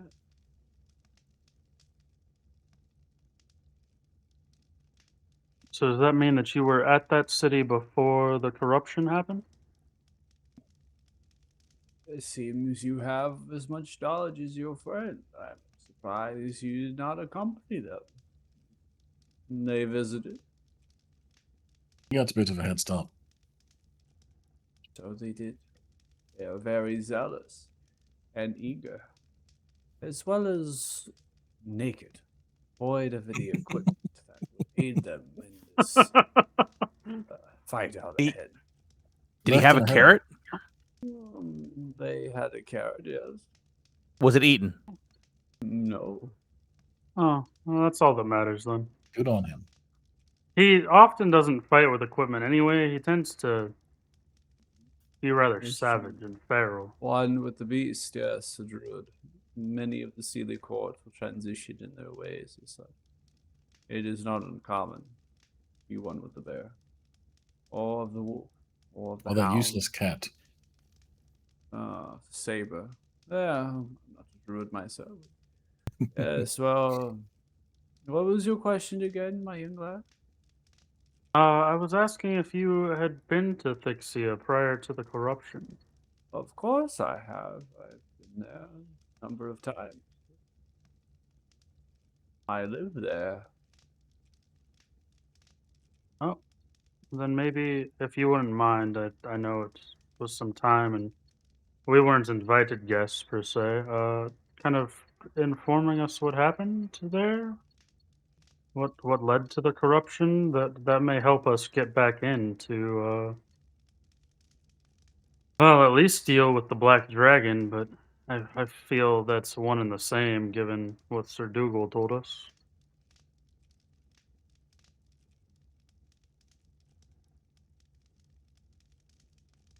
Well, suppose I can tell you what I told your friend. It is the same as what they have known. Ixia was a beautiful Bay city, and it was governed by the Morsatra. They are creatures that are born to a cycle on the Feywild. Creatures of the arcane to bring balance to the force. Satra, in the land of Ixia, they built towers of Morsatra to bridge the congruence to the Feywild. It would bridge naturally. The 7th of Nim, known as Selen Konva, is a period and great festivities and worship, verse planes. The Mosatra wish to bridge it whenever they please, and as such they did. Complexities are beyond me. I am not know that, nor did I wish it. I was someone, messenger of sorts. I was to be in the autumn vale, within the Lipsil, particularly part of Lixis, and attacked against the bogs of Thilka. They, Ixia, called us to negotiate peace between themselves and a druidic circle known as the Salinar. There had been much turmoil between their people for much time, and the Pixians hoped that having us as an outside perspective, as well as being officers of peace, that of the natural magics, would find some manner of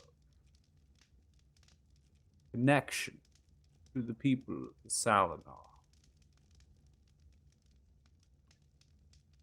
See, the Thixian, they believe the worship of the Salinar to a tree known as Talus was unnatural.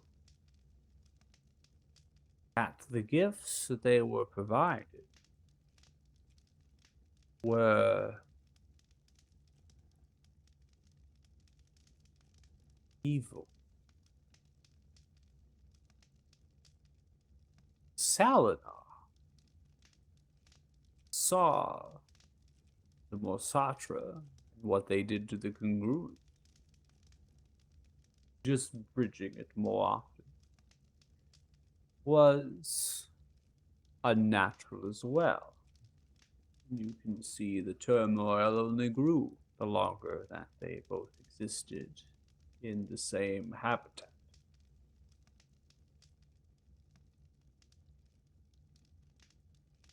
I led peace to speak in conflict. But my efforts were no, and the rift continued to grow. Years later, I, along with many other Freljord, did what we could to stop Salinar matriarch, known as Kalima. We were too late. Kalima and the Salinar that accompanied them were. I bridged the congruence with something else, bringing forth shadow that sucked the very life from the natural inhabitants of the Redwoods. I stayed along with Freljord that were trapped to help refugees that fled Ixia and the Redwoods. I helped many make home elsewhere on Arthuria.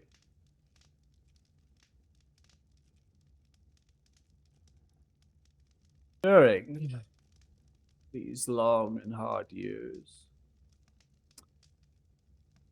I was met with a young human that told me to never give up hope. They mentioned that certain individuals that were strange, foreign, and uninvited would come wherever I made home. They told me they were chosen to help restore what once was. My fighting years are over with. I do long to see my home restored, and perhaps the Autumn Vale once more.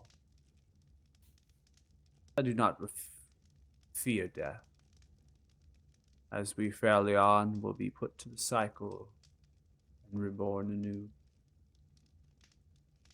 I tell you this story, as I have told many that come to my table, to my home, which is not many, I do tell you, in hope, perhaps, as I told your friend,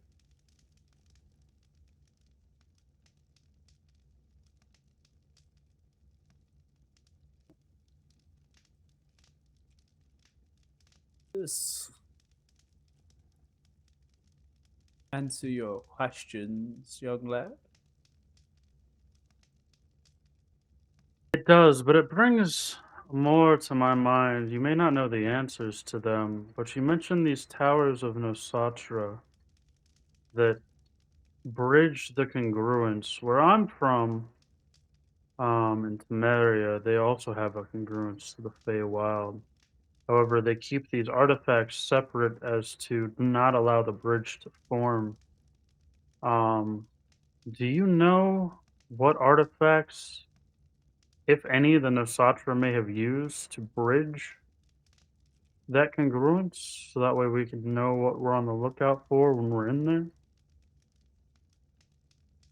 I was never permitted entry into the towers, as were many not permitted. Do not know of the congruence you speak of. But it would stand to reason that there are magic powers at play, and perhaps there are items of magic needed. Wasatra are not unlimited in their power. They are still humanoid. What I can tell you a little bit is being in the Autumn Vale, Satra had constructed towers of sisterhood, identical ones to link them to the other.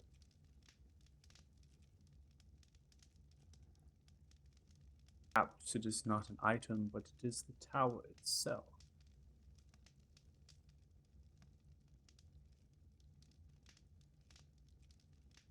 If that were the case, that would mean that presumably there are analogs in the Shadowfell.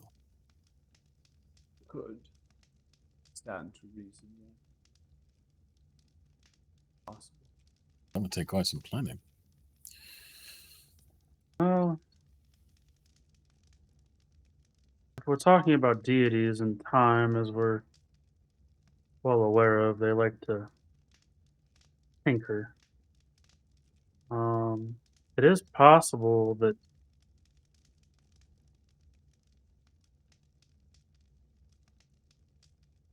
I should have stayed in college longer.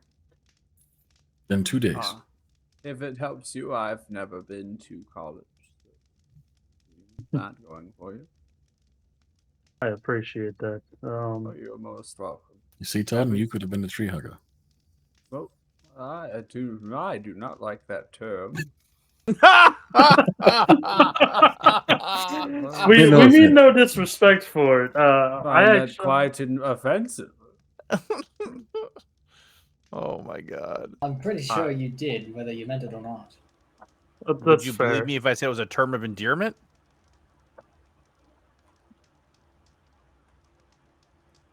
Can't say I've Priest is ever a- heard that be a term of endearment.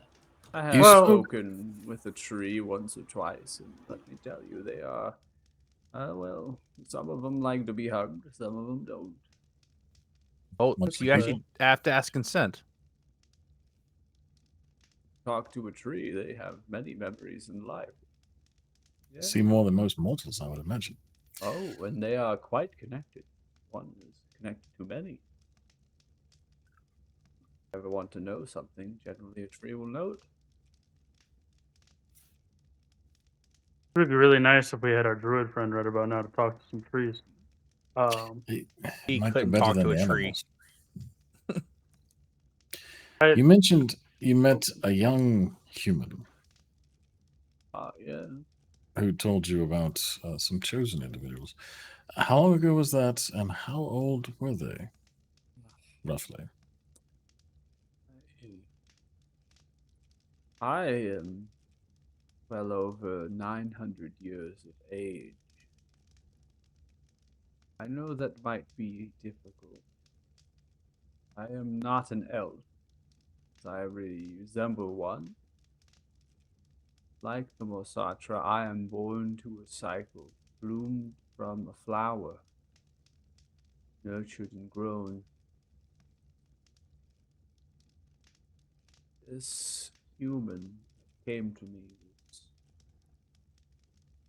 was need to be at least 520 years ago. The events that have transpired ruined Thixia and the Redwoods happened over 700 years ago.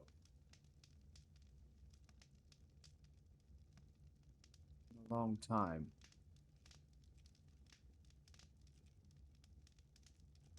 I will warn you, time is not the same as it is here in the Feywild, nor what I reckon it to be in the marshes.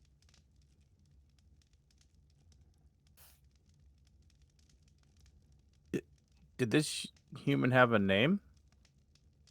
They did. They went by the name of Magello.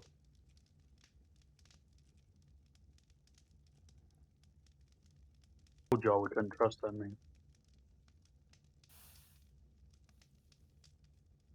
Very young indeed. Well, he couldn't have been that young because. Well, that doesn't. My head hurts. Weren't the Wizards of Old 1,500 years ago? And he was supposedly one of them, and then he was He's more 2,000 years? 2,000 years ago? Plus. Yep. And then he was still quote unquote young when he came to her after, but sometime, 500 years ago. It's all relative, right? Like if she was 400 plus years old at that point, maybe she just felt that they looked younger than she did. Yes, but even if it's the same person, there's still 1,500 years between the Wizards of Old and her story. So you see where my Human being is predicament comes in? Maybe he was frozen in ice. Fuck, do you think this is Captain America? I mean, he's What is wrong with you? A Magello Dude, Marvel wears the Cinematic. yeah, that's also what happens the in running. Reddit. It's always the running scene. I feel like with the Yeah. Captain America Yeah. movie. It's just the running. Yep. Yeah. Just getting it going. Replace Captain your America with Gandalf and And the Gandalf, 3-point landing. Magello. Yeah, yeah, Magello. Well, You Merlin was shall not pass. I could do this all day. So, I mean, I obviously will we pass know on your now- left.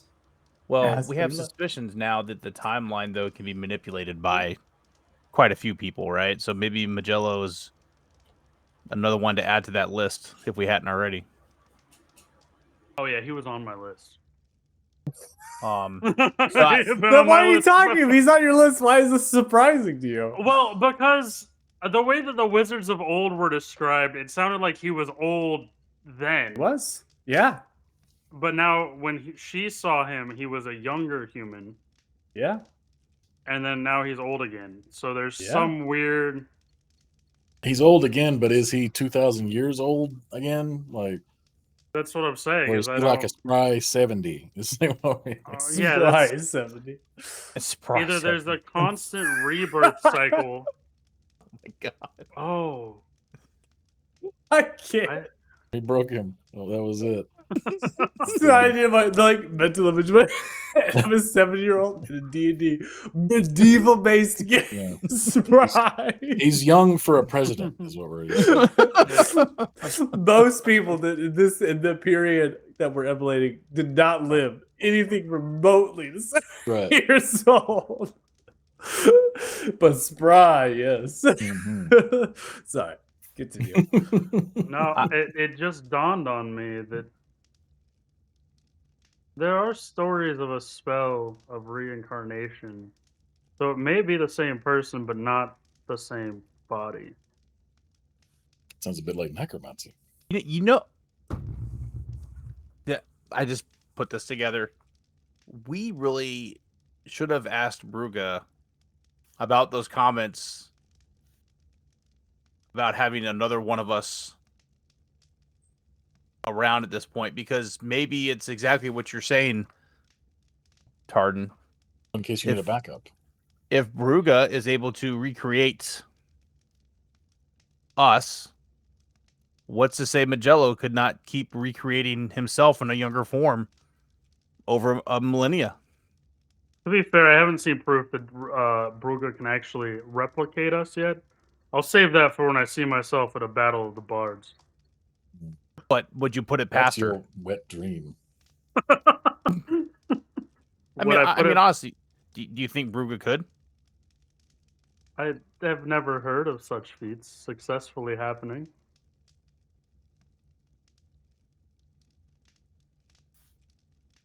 Well, that's So, I mean, I there has to be a suppose logical explanation.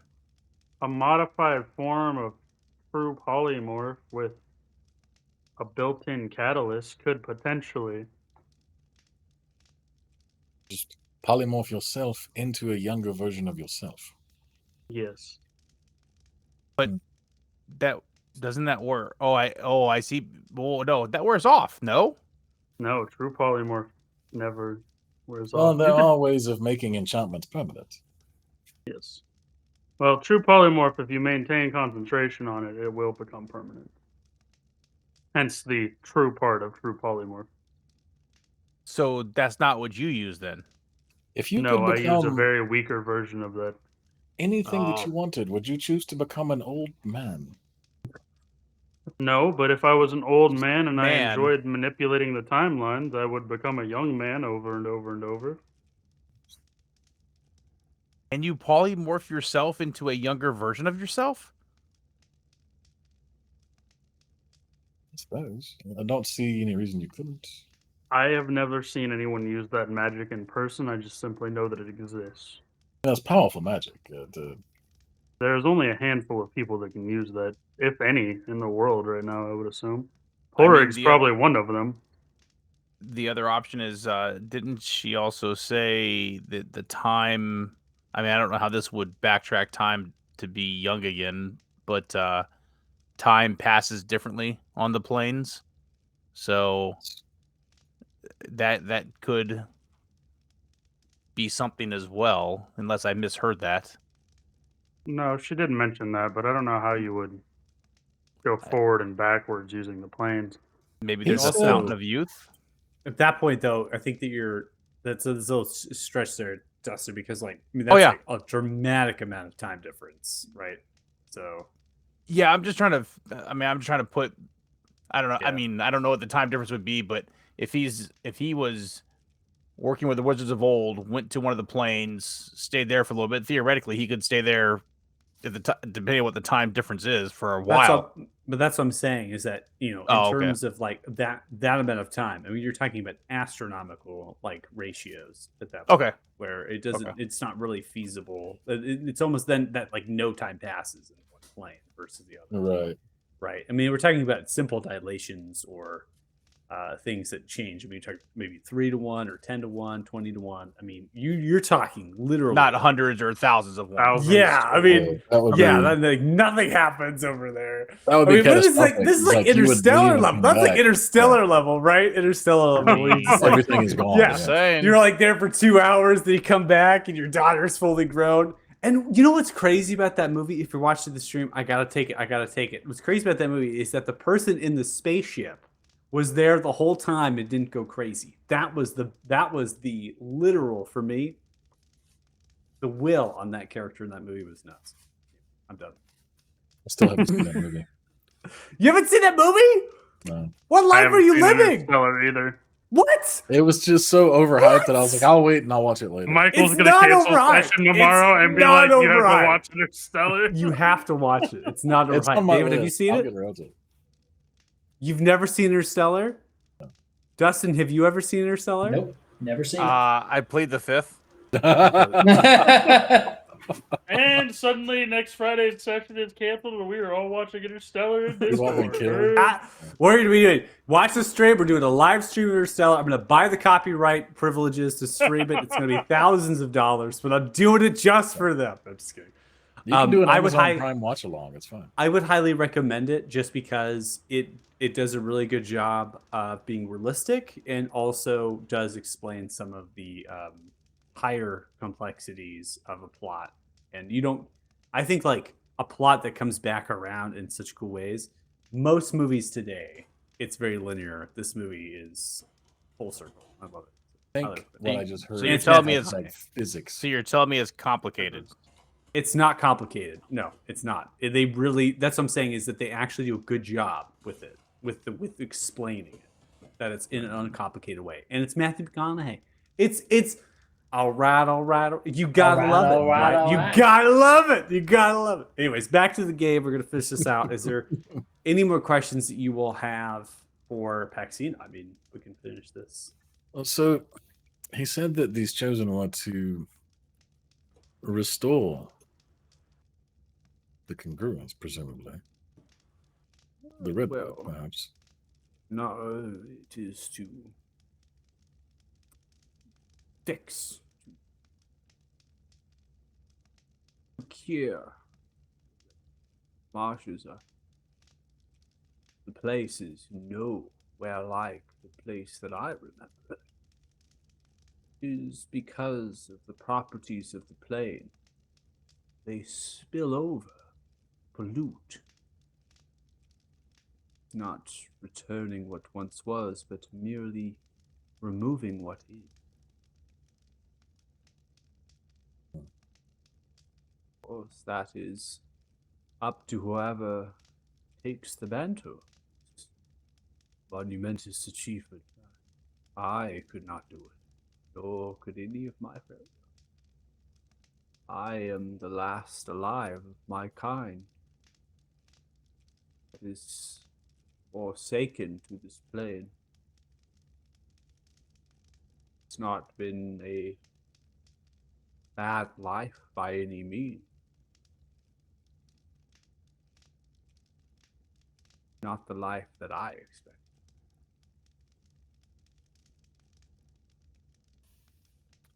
It seems we have a bit of a duty to deal with this dragon. And based on the conversations that we had had with Dougal in the past, I suspect it will be difficult to do so without also solving this situation with the congruence. Well, it sounds like the towers are the key, and that if we destroy the towers, then we destroy the current bridge, and it should return theoretically to its natural cycle, no? Perhaps. Or at least close. So we're bringing dynamite. Of course, I don't know that will stop the dragon, but perhaps make it a situation we can deal with. Oh, we probably have to kill the dragon before we blow up the towers. 6-1 For some reason, I don't see the dragon letting us walk into the marshes. Actually, Paxine, a question for you regarding the marshes. We know absolutely nothing about what's in there. Do you have any even vague understanding of where at least these towers are? Or a map. Or a map? I do have a map. It's old, but I can fetch it for you from my room. It'll be a moment. You all mind waiting? Not at all. For you, I'll wait as long as you ask. All right. They begin to get up from the table, taking their time, using the cane. They begin to walk over to the spiraling staircase, then begin to move their hand, creating one of those staircase elevator things for older people. They sit upon it, and they slowly begin to round and turn up the spiraling staircase. With This the cane gets in me their every hand, time. right? I've done this so many times. I always try not to laugh at this part. Like my mental image of this is just so ridiculous. Literally, I'm just seeing like a 2x4 plank slide out, and she just sits, and then a vine chair plank thing, and then Yeah. just like it's like magically pulling it right up the spiral. Ah, it's too great. I can't get myself right. So then they go up, grab, and they begin to come down towards you all here.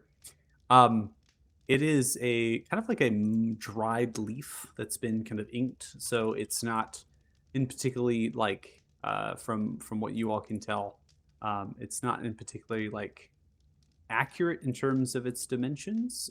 It is very wide and broad because it's encompassing many space of the natural leaf to accompany a lot of that stuff. Going to go ahead and activate this for you all so you can see it, and then obviously I'll configure it so that way you can always click it and have it out. But it is crude in the way that it's been inked. So the river is dramatically made. A lot of the icons and things are just kind of drawn out of proportion and such. And as they unveil it upon the table, they just slowly begin to point in the direction of the towers. Part of Norsatra, Orsatra, Sorsatra, and Eurosatra. For north, south, west, and east. And it seems to form like a circle around what is noted as Sixia. That confirms some of my suspicions.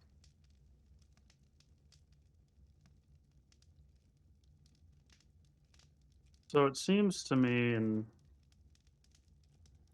maybe I'm misunderstanding the arcane here, but it's almost as if a congruence bridge is a more powerful version of a teleportation circle, and these conduits almost act as the glyphs to link it to the space and time across the planes.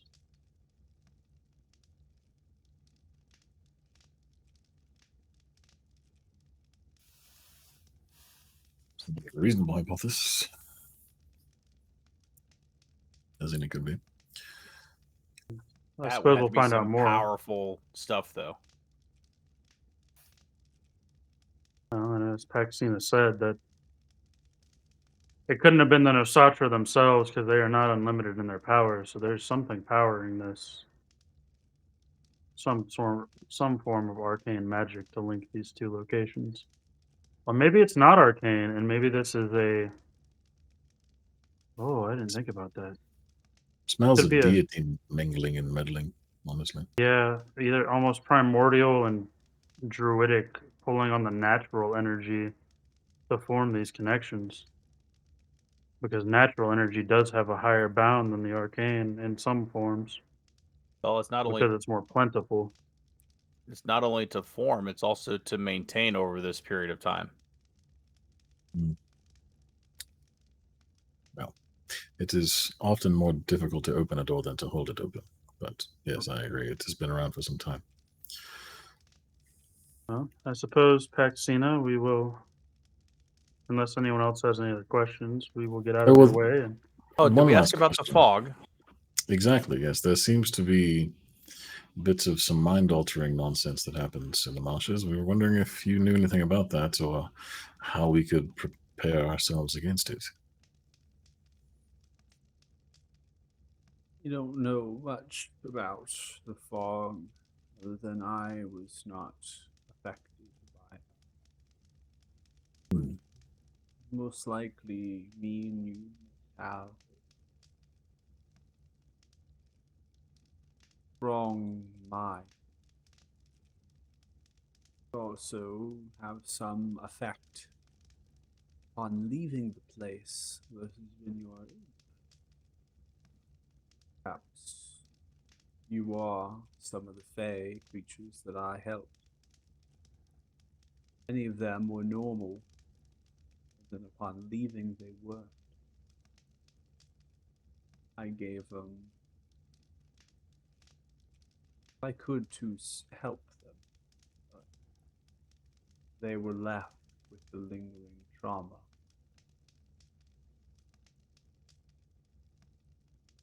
Which is conjured from the plane, bridge. Is powerful. Likes of that of a deity.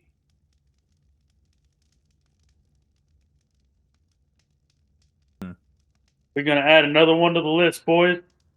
Hmm. Cannot simply be dispelled or removed. But it still flows with the natural, the wind. Rivers are somewhat clear.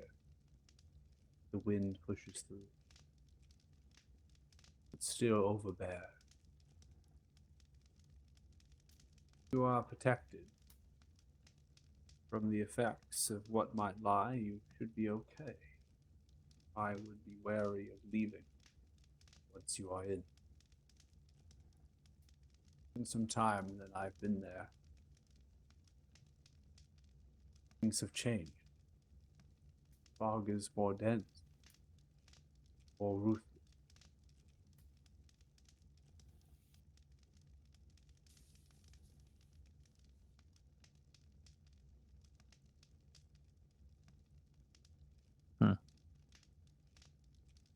Well, since we're all quite brilliant, we should all be fine. Yeah. In the right areas. I mean,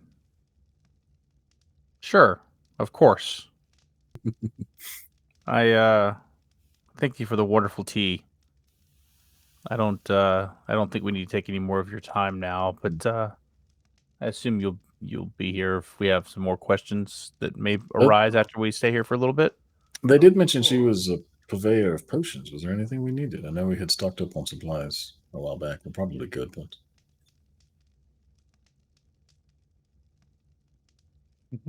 They're an apothecary. They have brews. They can make something or pull from the stock pile that they have. Mainly, it's going to be healing potions that they make, sold through and such. But, it'll also be something that you can think about before you depart, right? Just picking up or placing an order, right? Just having it ready to go. But Sure. Dahi can make a lot of potions, so right. You're really pulling upon. They have maybe cheaper things, right? Could they offer something that would perhaps, because we are doing this, would they be more? Would you gift us maybe something, right? If you're taking this on, they're very much connected to that. I would say that would be more on the line of what you could get from this as a vendor, right? Because Dahi can do something. Up to all of you, though. I mean, my thought is because we have a stockpile of supplies that we can use to make nicer potions. I have a fair number of like disposable class feature style potions, so I'm not super pressed on that. But if you guys want to pick some up, it would probably be better to buy lower end stuff here and save our supplies for nicer potions, so to speak. Yeah, I mean, that was kind of my thinking is like if they had a stockpile of health potions, we could just get a bunch. That way you can craft them as you have time, or we don't have to like drain our resources in one go or anything. Or we use your potion materials to make, more situational things as we come across it, such as the fire giant strength if we come across something that we need to lift. Yeah, maybe that's something to think about for next session, right? I think we can probably pause here and maybe in the beginning, once we have the week, we can think about what we want to ask, or maybe more questions, right, will come of mind as well. We can ask Bexy before we depart. That's I think a good point. So, yeah, I think I'm gonna end it here because that way you can all kind of spend a lot of information, right? So I think at this point it might be good just to take the time and say, hey, do we have any more questions, or even can we ask potion wise? So I'm gonna calculate experience for you all, and It'd be massive. I will be massive experience. Only the finest experience. We're looking at about 3,119. That what I you mean, mean? we did Yeah. save a guy's arm tonight. Just saying. I mean, we What did combine two gemstones. What level I are you wanna- again, Deuce? We're 9. Yeah. You're not anymore. Sorry. Oh, that's what happens. Yeah, see, you got to have I'm yourself. kidding. I'm That's kidding. That's You've fair. been de-leveled. That was absolutely rude. Arden's getting retired. I already told y'all. You got hit with level drain. Ruthless. I wanted to Miss. clarify. I missed something. I was trying to write notes. You Yeah. said that the congruence bridges on a specific date, and you gave the date, and it had a name, like a proper name, and I missed the date and the name. I pronounce it Selenconva. I don't know if that's the real pronunciation of it. That's what it is spelled, and it is during the 7th of Nim. 7th of Nim. Just a particular month on the calendar. You can actually cycle Yep. through and see that. Technically, I believe that's May. That's what it's supposed to be. Adding a new note. May or June. I think it's May. Okay, wild congruence natural. Because I'm going to need to know that 6 months from now, and I'll be mad if I forgot to write it down. You never know when it's going to come up.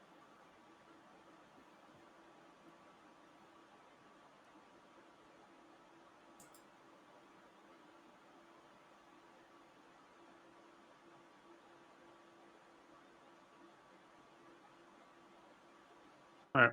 I added a note to that date and have it repeat every year, so we'll notice it when it pops up. Using that calendar feature. Yeah, see, it actually is really cool. You can just put notes in the calendar and you just remind yourself. I know someone put the loot thing in there too when they get in the gold. Oh, So the payday? Yeah. yeah, payday. Yeah.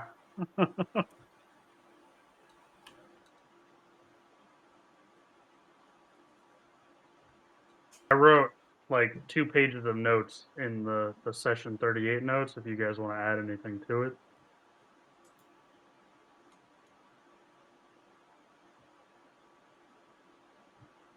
More than welcome.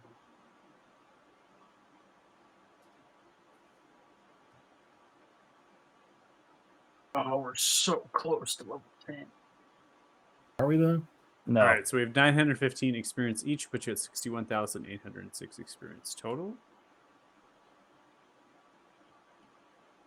All right. I'm not gonna lie, Obviously, that's more than I thought we'd get. lore, right? So it's for role play and lore and stuff. So it's keeping again for David, just so you know, right? So we have experience in role play, so you're gonna get kind of that steady stream of experience as we go.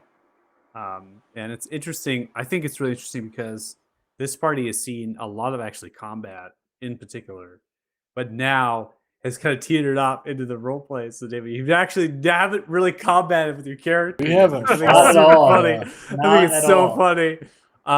But this, campaign is primarily role play, right? We do, you definitely get some combat for multiple sides. Actually, combat wide, like session wide, right? Like the whole session sometimes combat. So it definitely is going to balance itself out. We're absolutely not going to get into any combat in the marshes. I'm sure it's fine. Just stay with it. You'll get to play with your sling and stuff like that. I'm really Is there curious any- to see that play out.